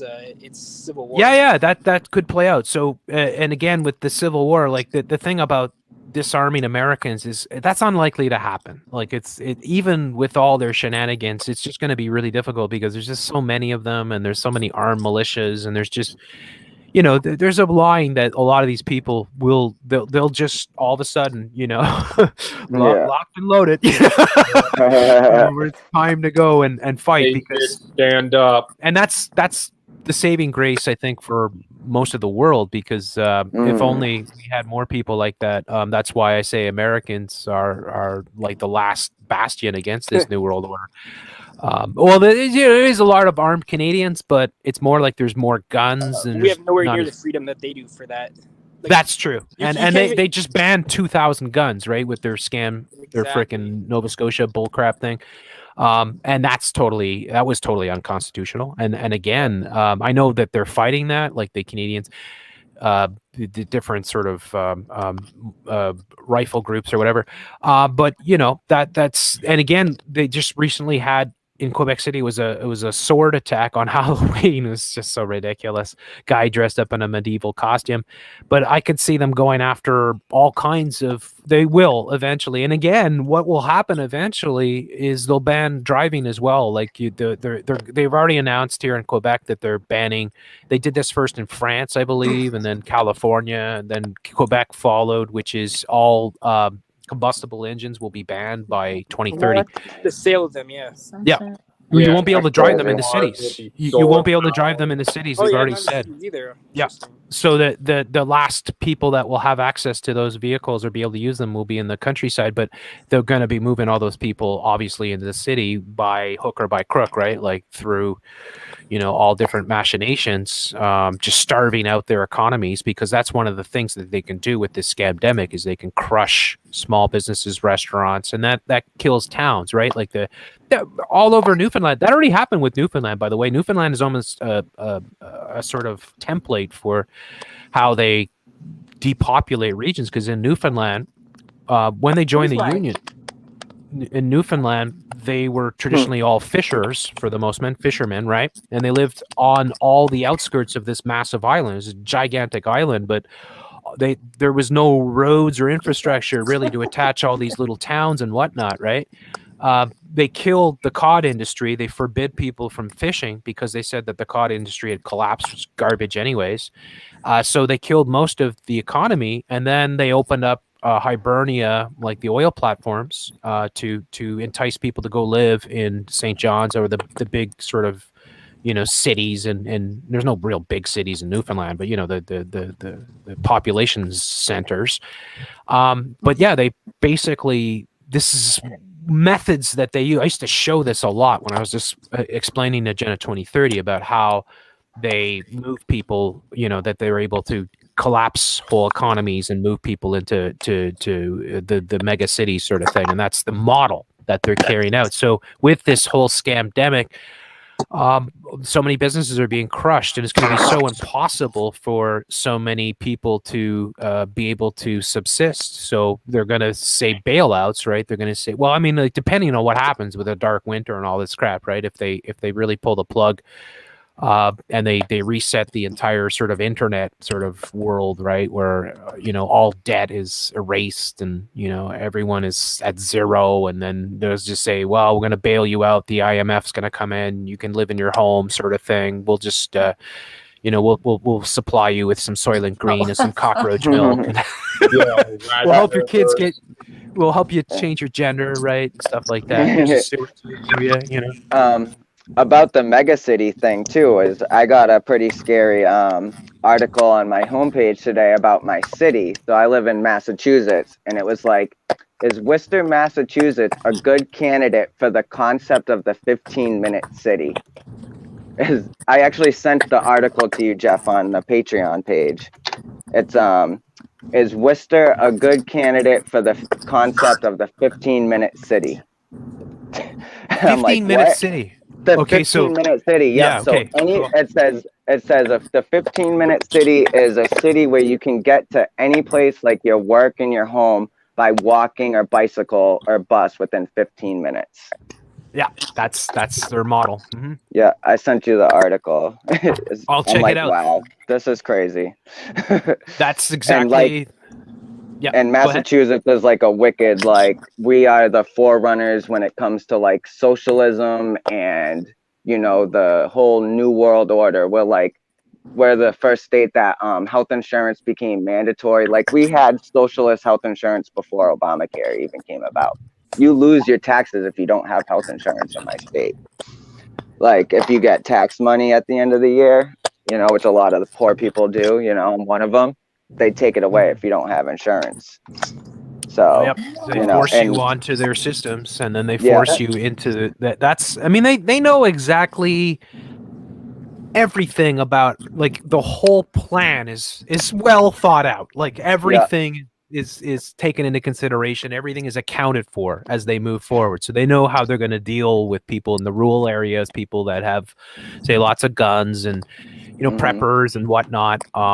They've been building up the narrative against preppers and militias for several decades now, sort of thing. And of course, they talk about how they were banning hoarding, for instance, because that was one of the things when this whole, when they started with the restrictions in the grocery stores, and the government were coming saying they came and took people's shit.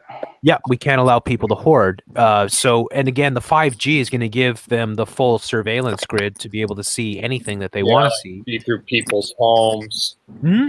So everyone will be within a 15-minute sort of thing of the city, which will be within the 5G, within the whole sort of New World Order grid system, that they can watch everything that you can do. That's how they see it going forward. So if you've seen the we used to show this, we talk about it all the time. How about Agenda 21 and how they map out each corner of the globe? Like, every country, every state has a map of the corridors and how they're gonna the city centers, how they're all the areas that they're gonna restrict people's movements and ban people completely, which is most of the maps. If you look, say, Agenda 21 California, for instance, and it fits, again, the Agenda 21 map for California, like the Agenda 21 map for Australia, particularly the region there between the mega cities there, Sydney and Melbourne, Brisbane, because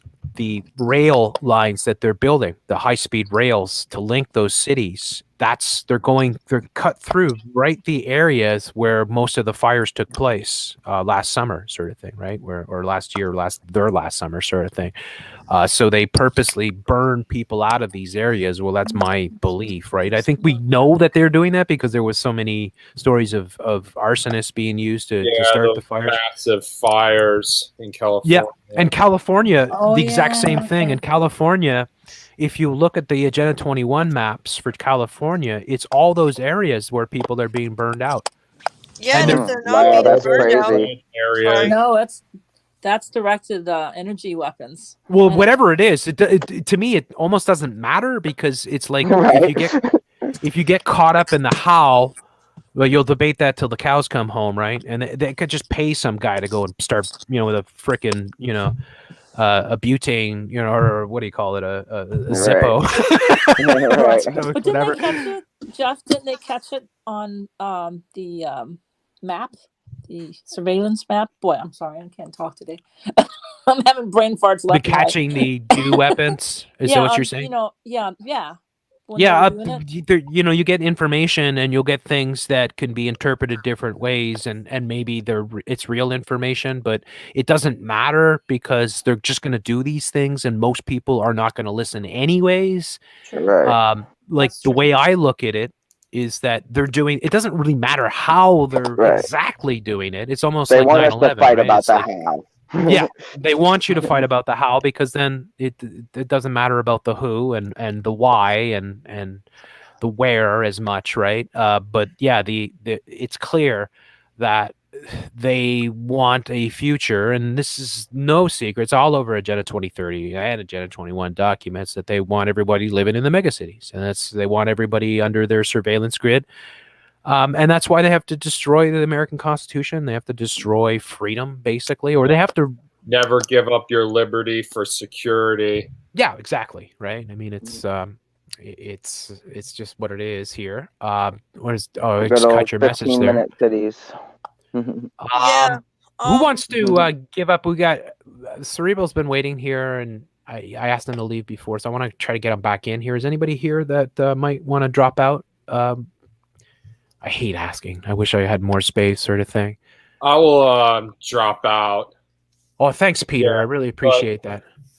Everybody in the chat or everybody who's watching the stream, do in fact download Jeff C's video of the Children of the Great Reset. It's a must watch, and they should all download it and share it on social media. I'm definitely mirroring it. Thank you very much, Peter. I appreciate that, and that's so why I much, made. MC. Yeah, I made the video for that reason, because who dropped out here? Crypt. Oh no, who was it? There's Cyril, I think her name was. Yeah, I think it is important. Oh yeah, Peter, you got to stay, Peter. You can stay, Peter. Have a wonderful Christmas and have a great Happy New Year. No, you got to stay, You too, Pete. Peter. Oh, Nice talking to you. Well, Nice meeting you. Yeah, sorry, John, you got kicked out in the shuffle there. Peter, you could stick around. I don't want to ask anybody to leave, but I'm trying to, just give people a chance, because I really appreciate when people offer to give up a seat, because we usually have a full house here, so I really appreciate that. We're not going to go too much longer here. I'm going to go to about 10:30. I can't go any longer than that, but so we got about 20. I'll stick around. Thanks for finding me a spot to come back, Jeff. I was listening while I was editing and all that. But what was I going to say? Yeah, I think it's important that we do consider how many different methods that they have for, moving people out of rural areas. Yeah. Because that's the thing, is we get into debates like, oh, they're going to burn us out. No, they're going to do this. No, they're going to do that. No, it's a bunch of different things. Like, look at what I was just talking about with my town. Yeah. With my town, it's not forest fires. We're being priced out of it.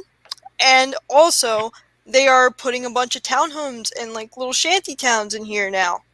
Or they're trying to. They're trying to push the approval in. We're all trying to fight it, but you're being assimilated. Exactly. The board, the cube is coming, right? It's like we will assimilate you. Also, I want to take my tank and just live out. I have a tank chair now. I guess maybe I could make it in the woods for a while. Yeah. Well, hey, listen to this though. Machine gun on there. Right, Helen Wheels? What? You live in New Jersey.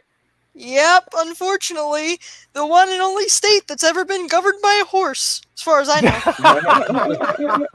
Governor. I wonder who's going to be runner-up for the worst governor of the year. Andrew Cuomo, Gavin Newsom, Whitmer.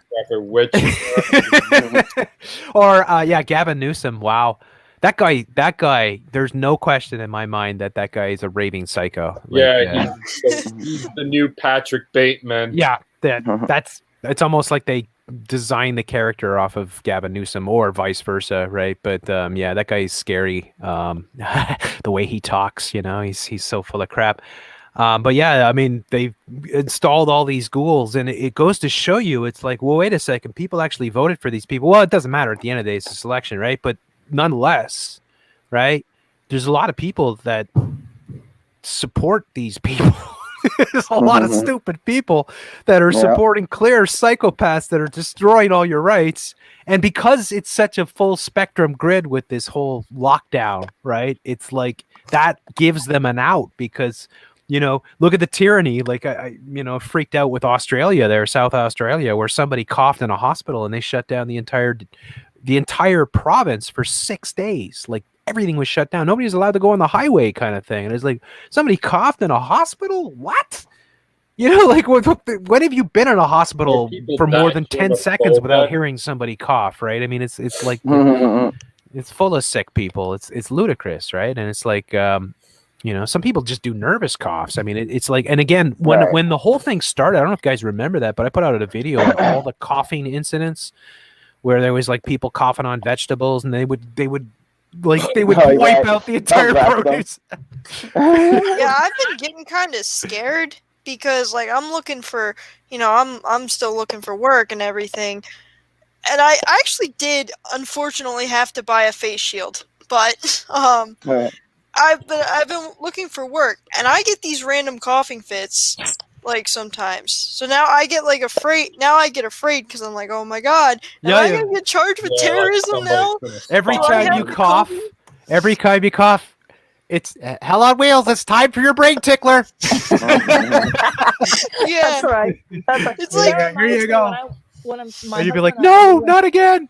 Tickle, tickle, tickle. it's like I don't have a brain left from the last time.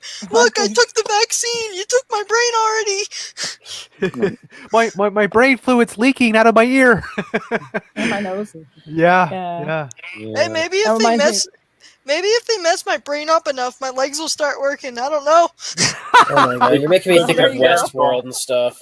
In Westworld, all the robots are always like having stuff leaking out of their ears, and I was talking about the milk theme. Yeah, there she you goes. mentioned it in the original Alien. Yes. yeah, Yes, because the androids have milk. Well, it looks like milk for blood, right? yeah. It's like, yeah. Dude, that actor actually he could never drink milk ever again after that scene. Because, Really? dude, Wow. that milk that you see him spitting out was starting to curdle because it was underneath the lights, and they didn't think about refrigerating it. Oh, And so he goes back and he talks about he's like, yeah, I had demanded more money. They made me sick. I was like throwing up for weeks. Like these guys are like, dude. I mean, he's a great actor too, Ian Holm. Yeah. This is behind the scenes, right? yeah. Oh, dude, all those actors. He's in a great movie, Brazil. Oh yeah, that's the Agenda 21. Hey, Brazil. Yeah. In the second Alien, actually, I can't say her Sigourney name. Weaver. Sigourney Weaver. She when they're doing that scene where there's the child down in with all the eggs, and she's trying to save the little child, Mhm. and she's like ripping all the kind of secretions from the alien. Well, that's actual fiberglass, and her actual expression on her face of pain and everything is her actually in physical pain, tearing through the fiberglass, trying to get to this. Like she was saying, by the end of it, her hands were just torn up, and I mean, I gotta say though, as a movie buff type guy, there's nothing like the old school realism, right? Practical effects and all that. all practical. I don't watch anything below 99, really. Usually That's older. pretty cool. Yeah, that the '90s had that horrible CGI, like in the early days. Where Yeah. they, a lot of the movies. But if you just do terrible. like the Jim Jarmusch and stuff like that, like the underground '90s movies, the No Wave is what it was called, from the late '80s, early '90s, I guess. 'Cause, Late '80s. like more so. I love the stories in film, when it like stunt guys and just like a James Bond and stuff like that, like some of the stunts that they pulled off in these movies and then the stories behind them and they're just incredible, and it's like wow. And then that's why they work so well on film. Whereas where you try to cut corners, right, and use tech, right, instead, and then you look at the Star Wars, like the prequels, where everything was filmed in front of a green screen, right, or with green screens everywhere, and it No feels like substance. it, right, because it's like they didn't have the having real sets and all the, you know, the artistry and craftsmanship that goes into it, and just, you know, they build these huge things. I love that when that's why I like those old school movies like Alien, because the Alien was one of those, that's a deep, the whole franchise is very relevant right now with everything that's going on. But a new movie just came out from Brandon Cronenberg, David Cronenberg's son, called Possessor. That was really good. And they did all the stunts and CGI in camera, so there's no computer graphics. Cronenberg There's all hates in camera shit, and it was it's kind of transhumanist movie, but it's cool. Yeah, that's Cronenberg's known for that, because his movies, he's always, he was like excited when COVID came out. He did like an interview and they were like, "Oh, what do you think about COVID?" He's like, "Oh, I think it's cool, things mutating and shit." He's like,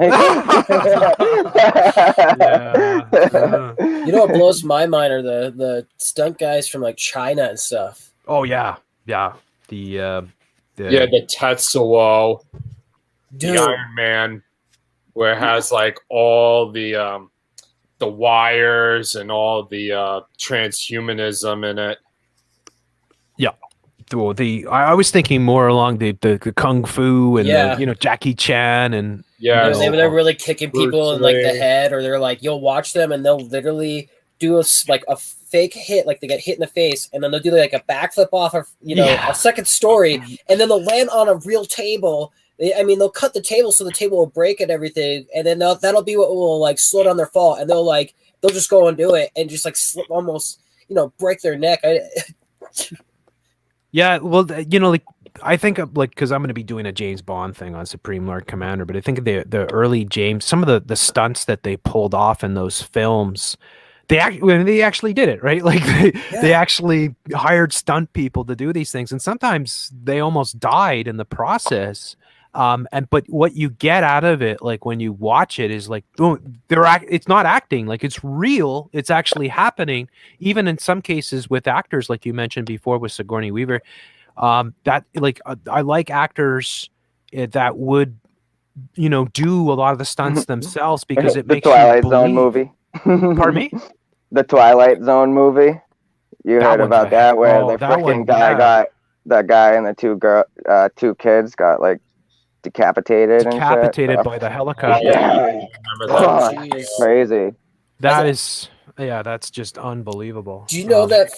I'm sure you know this, Jeff, but in the Alien movies, for the little girl, they had her parents sign a like psychological release that if they were to traumatize her, basically, they wouldn't be necessarily at fault. They would get her, though, the treatment she needed. How magnanimous! You know, and so because to get there's a scene where like they have the mother like crawling and doing all this crazy stuff, and they were not. It's like Jurassic Park. Like they don't show the kids that there's the T-Rex or what it looks like, and then so they can get the best reaction. Thinking of the T-Rex, man. That 100-pound, or not 100-pound, 100-ton like mechanical beast they built for Jurassic Park, like that scene where it comes down on the car. Yeah, that scene, like it wasn't supposed to go through the glass like it did. That machine broke down and it just like went out of control. And they like Steven Spielberg was like, "Film that, keep filming, dude." Like, you know, he's hiding behind this like 1 inch or 2 inch thick like bulletproof glass like shielding as he's directing all this, because they knew that this thing could like torque at 100 pounds, you know, one direction or another, and just kill people. I mean, and it turns out to be a great scene, because Jaws too. I mean, like that's, I think he's almost like he's obviously extremely talented, but he was lucky in a way, because they actually planned to film the shark and all those early scenes, but the shark kept breaking down, so he had to improvise, and it worked out much better, because it's all like, again, with horror, it's the unknown. It's your mind often is where the horror is. It's like the horror really exists in the people's minds. It's just about you finding ways to unleash it, sort of thing, right, through the art of cinema, sort of thing. But that's why, you know, Jaws works so effectively, because it didn't rely on the mechanical shark, you know, until the end, sort of the scene where they actually got it to work, sort of thing. But yeah, you have to appreciate and again, that's the thing with a lot of today's movies. Like, I'm almost like, I don't know if I want to watch anything. Like, I have a hard time watching this stuff today. Like, they're all remade of the good old movies anyways. They all just take the stories from the old movies anyways. And or they're so disturbing because they're so New World Order-ish. Like I found like Westworld. Like, I love the original Westworld. Love it. The movie's great. It's so much fun, and it's just, it's just a romp of a film. Doesn't take itself too seriously. The remake, though, which is extremely well done, great cast, everything, is so utterly disturbing. The themes in it and everything. I had a hard time getting through it. And I had enough trouble. Like, I feel the same way. Like, I can't stand some of the programming and stuff. I had enough of a tough time watching Soylent Green because I did, like, I think a week or two back. I was just kind of sitting there like, holy fuck. that whole... It takes place right about now too, eh? Yeah, it's like 2021 or something like that. This is it's 2022. Wow. Yeah. So I'm sitting there like the other night. I don't know why. I don't know why I thought watching that movie was a good idea. Because I was just sitting here like, oh, okay, thank you, whatever asshole directed this, for telling me what my life is gonna be like. Okay, thank you. So we're gonna be eating people that are like green crackers. We probably already are eating people, honestly. All right, who wants to give up their spot for John? Because I want to get him in. We're going to be closing up in not too long. I hate to ask, but I just want to make sure he gets in there for a second. I'll drop out, Jeff. That's so kind before of I do, Dan. Yeah. Let me have the talking stick for a second, because I Soul Snatcher was asking about Erin Valentini. She was 33 when she was killed. She was a CEO tech. Do you remember her? That they found her in her car, dead. I don't know, but the 33 jumps out at me. Yeah, right. Yeah, everything's 33 now. Yeah, Jen is 33, by the way. 33. Happy birthday, Jen. That's Busted. birthday. Happy birthday, Jen. Happy birthday, Jen. By the way, that was yesterday. For you. Now she's probably dying. That's great. That's great. Yeah. Thank you so much, Suzanne. Okay. That's and really I just want kind to of say you. hello, everybody, and God bless everybody and my fam in the Discord. Awesome. Uncool. You guys are awesome. God bless you too. All right. See you. Talk to you soon, Suzanne. Talk to you later. Bye. And I did see Jess jump in there. Jess, you got about 10 minutes to jump in here. So if you can come back in, we'll ask someone to come in and get you in here, sort of thing. But it's I like talking about this stuff because it's fun to take a break. I mean, that's so crazy what's going on. I mean, we all have to be able to step back. I feel overwhelmed at times when I'm doing this. It's just like I need to break. Because it's. Especially when I'm doing shows like Monday Madness, where I'm pulling out headlines from all over the world, and it's all just doom and gloom and more tyranny and stuff like that. So it's nice to. Yeah, I literally I've been trying to make some videos and stuff. I'm actually editing something together now, but sometimes I just can't, and then. Other times, I'll go to listen to you, maybe while I'm painting or something, and I'm like, oh my god, I can't handle the New World Order anymore. I just need to go outside and stare at a goddamn tree. Yeah. Well, I hope everybody realizes that whenever you feel that and you're feeling overwhelmed, probably not the best time to listen to me unless I'm having fun at that point in time, like on a Friday or something. Go outside, get some nature, get some exercise, go talk to some friends, put on a movie, put on your favorite movie, put on something that makes you feel good. Because you don't live your life, all because that's what they want, right? They want us break us down, break our spirits. They want us going down. I like to pick one day a week where I don't go on anything, and me and my girlfriend don't talk about microchips or anything, and we try to go do something that beats the New World Order, go to a mom and pop shop or something like that, like an antique store. That's it. Something like that, right? I do like a non New World Order type of day, right? Nice. You can always, I've actually just turned off all electronics, and even just for maybe even 2 hours, just put on calming music and then nothing but candlelight if it's say night, or even even just getting certain essential oils and then just going into your bathroom, turning on the hot water and just getting spraying a little bit of that. spiritual. Meditation also helps. What's that? Meditating. Meditating. Yeah. That's exactly breathing, what I was about deep to say. breathing. Yeah. I worry because I worry I want to say this to people that listen to the show, because I feel it a lot, right? And that's when I usually have to take a break, and I sometimes I let people know. I say, look, I need to take a break. Usually I just take a little, a day off or something, right?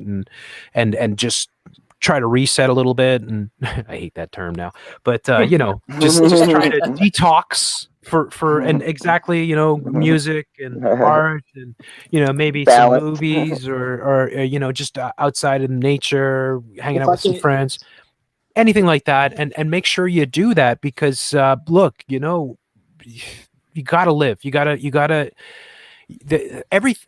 it's demonic in the sense that they're making a world where we can't escape, right? And they want us to embrace that world, and this is what we should be fighting against. But we also have to be able to escape, not just in the future, but now.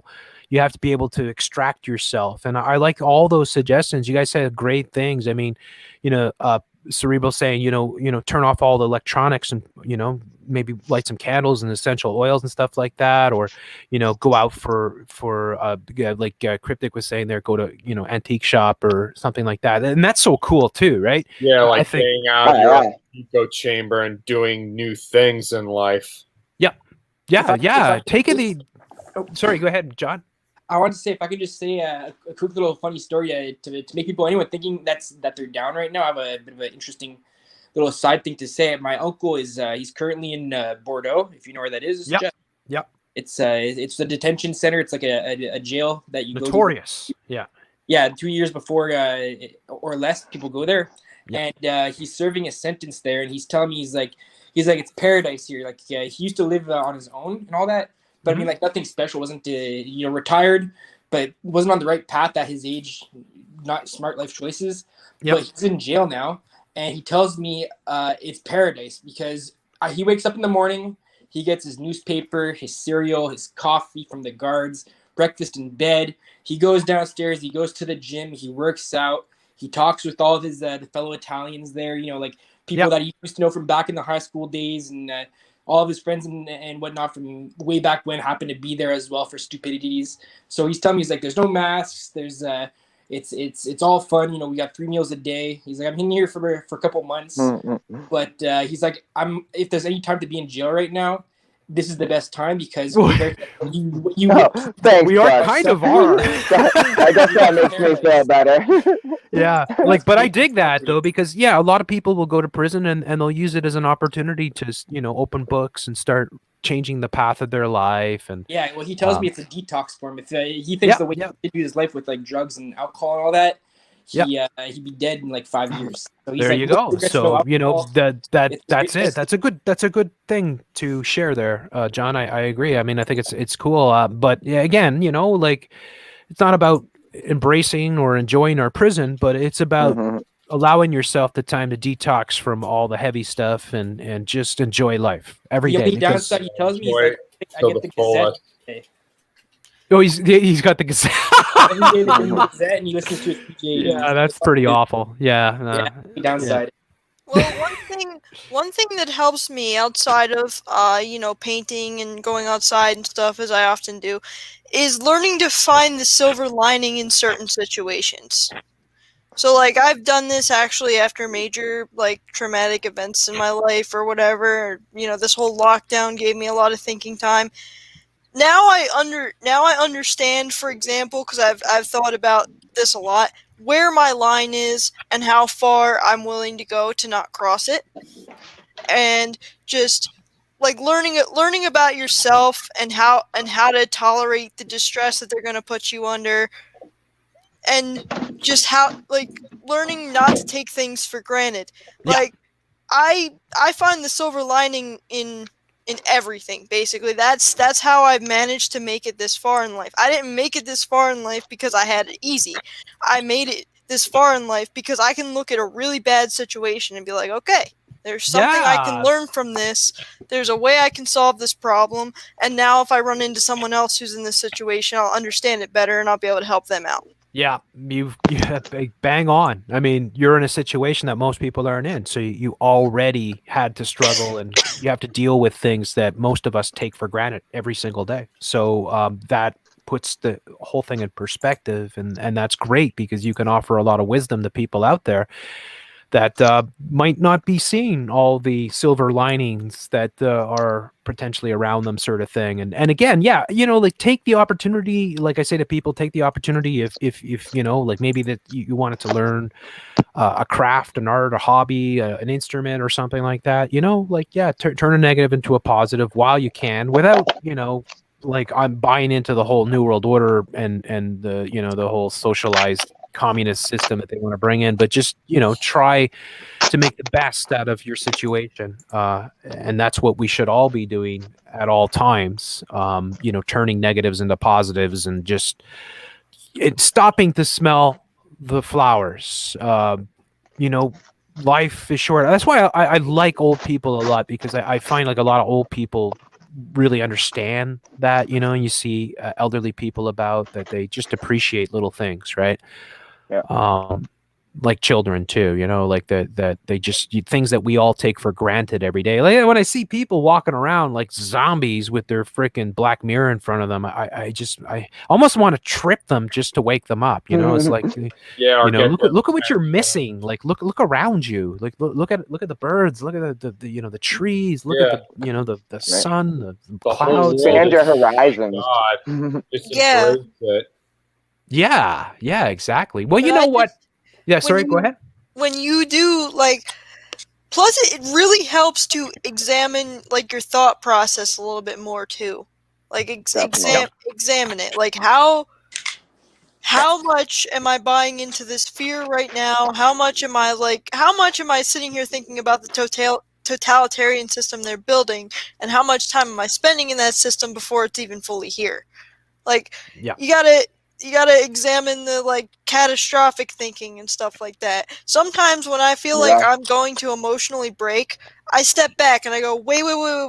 Let's think about this for a second. Let's think about some problem solving skills. Let's think about how I can fix this right now. Even when I had my wheelchair kind of broke down on me a few months ago, I needed to get new batteries, and I was getting really pissed off because I got stuck halfway up a ramp. So obviously I'm going to get really pissed off. And I was like, wait. Let's think about this. Let's look at what's going on with the wheelchair. I was able to determine that it was a battery issue.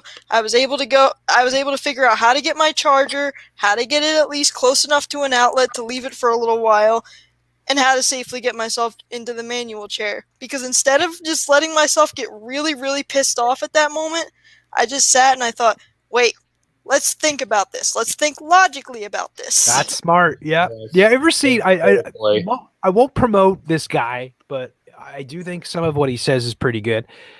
Jogan has him on, or has had him on. His name is Will Jocko. You guys know who we're talking about? He's like some old guy, right? He's like hardcore, super muscular, tough guy sort of thing.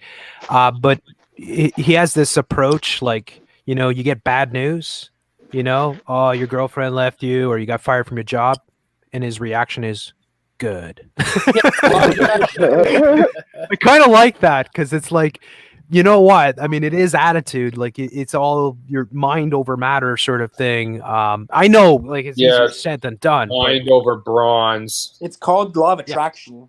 There's a secret. There's a guy, Kevin Trudeau. He wrote he made an audio program about it. It's 12 hours long. I've listened to it a couple of times back in my younger days, and he talks about how you can control the universe with your mind, attract things that you want, but you can also attract things that you don't want based on how you you use your mind and your vibrations. Yeah. It's a lot like Not Kevin Trudeau, the con man that went to jail and shit, Yeah, that wrote exactly. the book on the he wrote the secrets natural on code, losing weight and yes. shit. Yeah, exactly. Yeah, but that whole like law of attraction thing is like they're playing into it. It's kind of like the same thing as like, you know, oh, it's the easiest part of getting to a goal is just imagining it. You know could what be I a mean? placebo. It's more than that. It's like a placebo almost, you know. It's like if you think it works, you know, it might work. But I mean, I don't know the Right. science behind it. I just know, like, yeah, I mean, if I stay positive, you know, things usually go good for me, and I know that's what I'm gonna. Yeah, the positive attitude though, period, Yeah, is going to make. but is the going to open people a that lot are of like, doors. oh, I have my vision board and I got sports Yeah, cars I would on go it and change shit. But what are you doing? I don't know. I'm playing video games. Okay, well that ain't gonna work. Well, the way I look at it is that everything happens for a reason. Some people kind of know my story a little bit. I've shared it, but I've been through a lot of things that kind of can shake or break a person. But like the way I think about it is that God, or whatever you consider to be God, will put things in your path for a reason. Everything happens for a reason.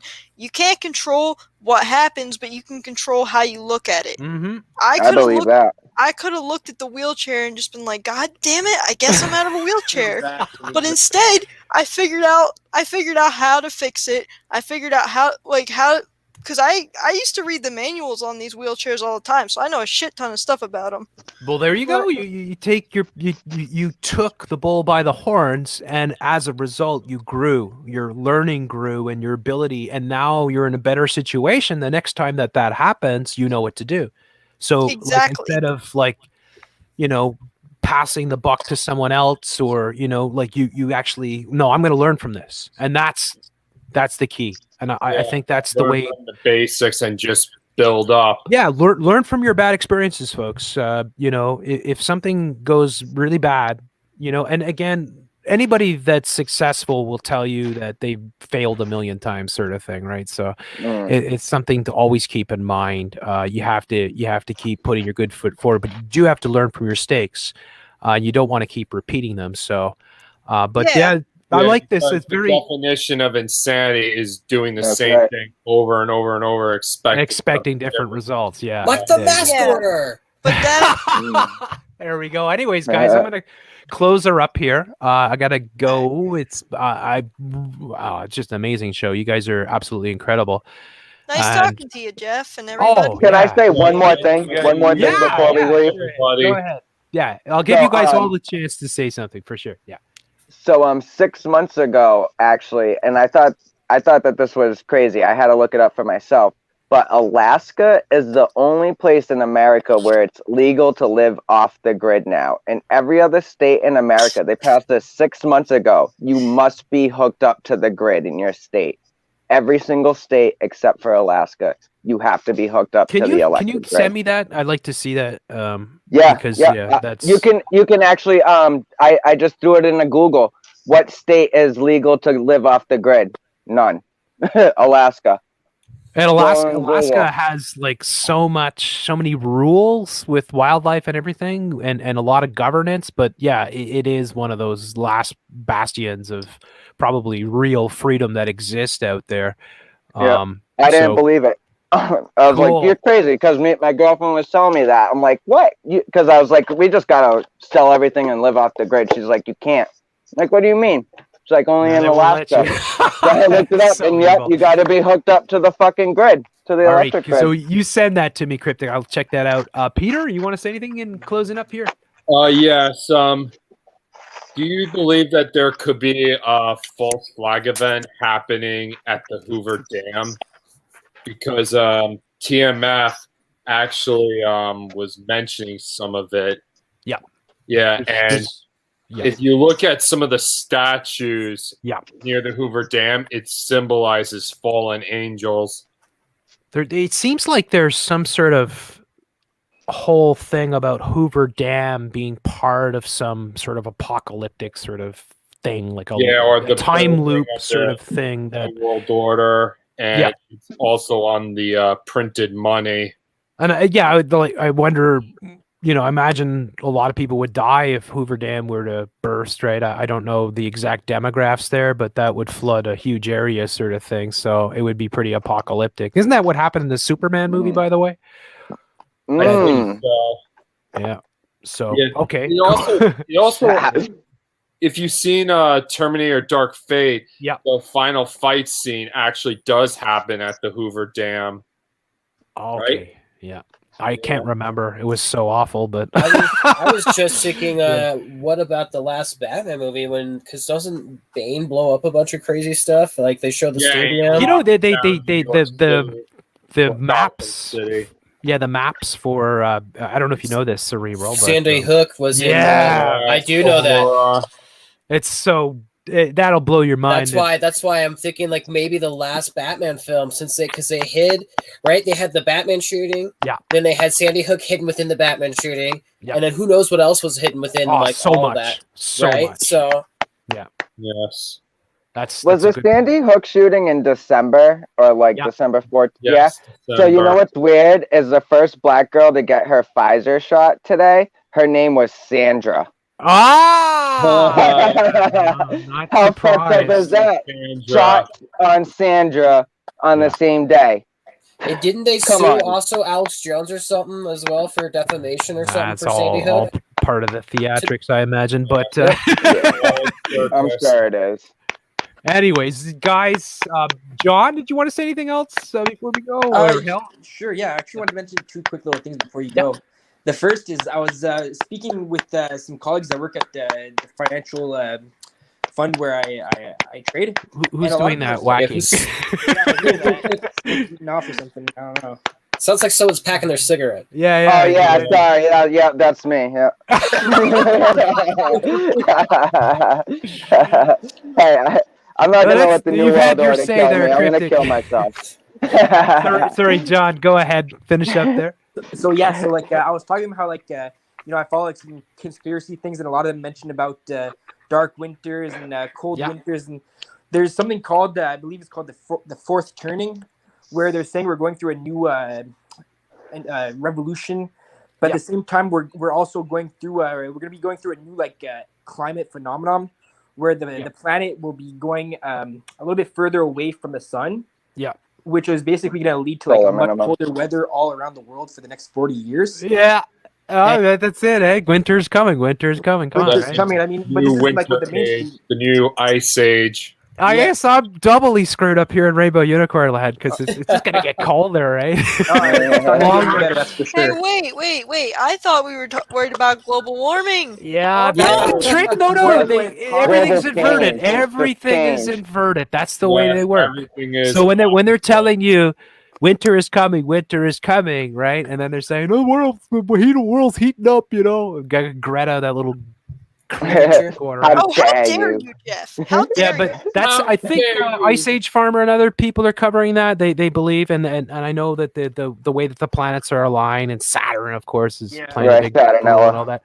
A lot of them are going along on like grains and coffee beans, like a lot of like commodities that that are used to be grown.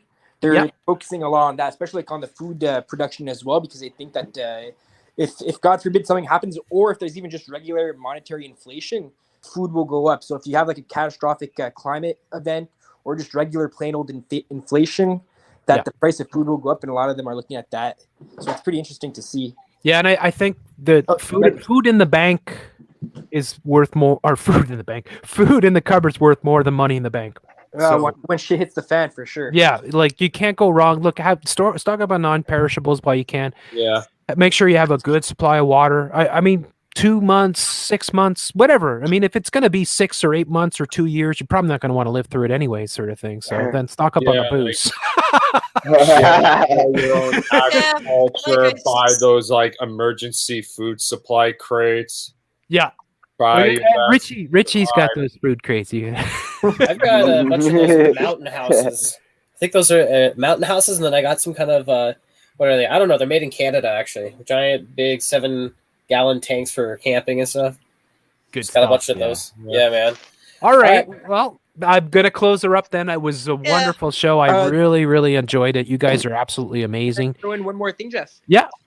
Thank you, Jeff. Are you plan on uploading on BitChute anytime soon? Oh yeah, I'm gonna try to upload, but last time I did, nothing went up, so I was like kind of deterred. But yeah, I was thinking about it even Because I mean, today. it seems like the algos are starting to hit not only you but like other people. And Yeah. KJ. If my channels go down, that's probably where I'll be in the interim before I find some place that's more stable. But just because I already have a following there, but I'm so neglected. It's good for like a backup channel. Yeah, it is. Yeah, it is. And I mean, like this is a backup channel here, by the way. I mean, so hopefully, say if my main, I don't want any of my channels go down, but if my main channels do go down, hopefully this one will still be up. But as long as I can get the word out to other good folks out there, this is where I'm going to be, then it should be okay, sort of thing. You'll be able to use the censored and Jeff censored a lot more if you're on BitChute too. Not going to take any copyrights or anything that you say on that too, which is going to be very Yeah, but the problem is you're kind of preaching to the converted there, and it is potentially connected to the 77th Brigade and all that. There's a lot of things with it. I'm a little on the fence with it. The uploading's bad.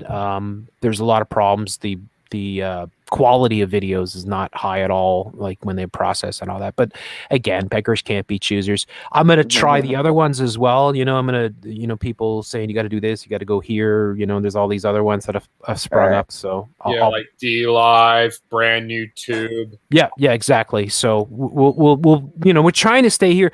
And I'm, notice how all my titles are non-descriptive, just Jeff C Live or Monday Madness, and that's all. No tags, no nothing. And I'm very careful never to put COVID or anything. So hopefully that keeps us up a little. Anyways, we'll do the best that we can. But just want to say I really enjoyed being with you all tonight, and I really look forward to doing the next one with you guys. So keep on keeping on, everyone. And great positivity here at the end. I really like that. So, great stream, Jeff. Thanks, man. I'll catch you guys later, and I hope to have some more content coming up on my channel too. Awesome. We'll look forward to it. I'll look out for it. What is that? Hell on Wheels? Yup. All right, buddies. We'll talk soon, okay? Yep. All the best. Bye. Have a great night and have a great Christmas and a Happy New Year. Merry Christmas. Merry Christmas, Yeah. guys. Merry Christmas.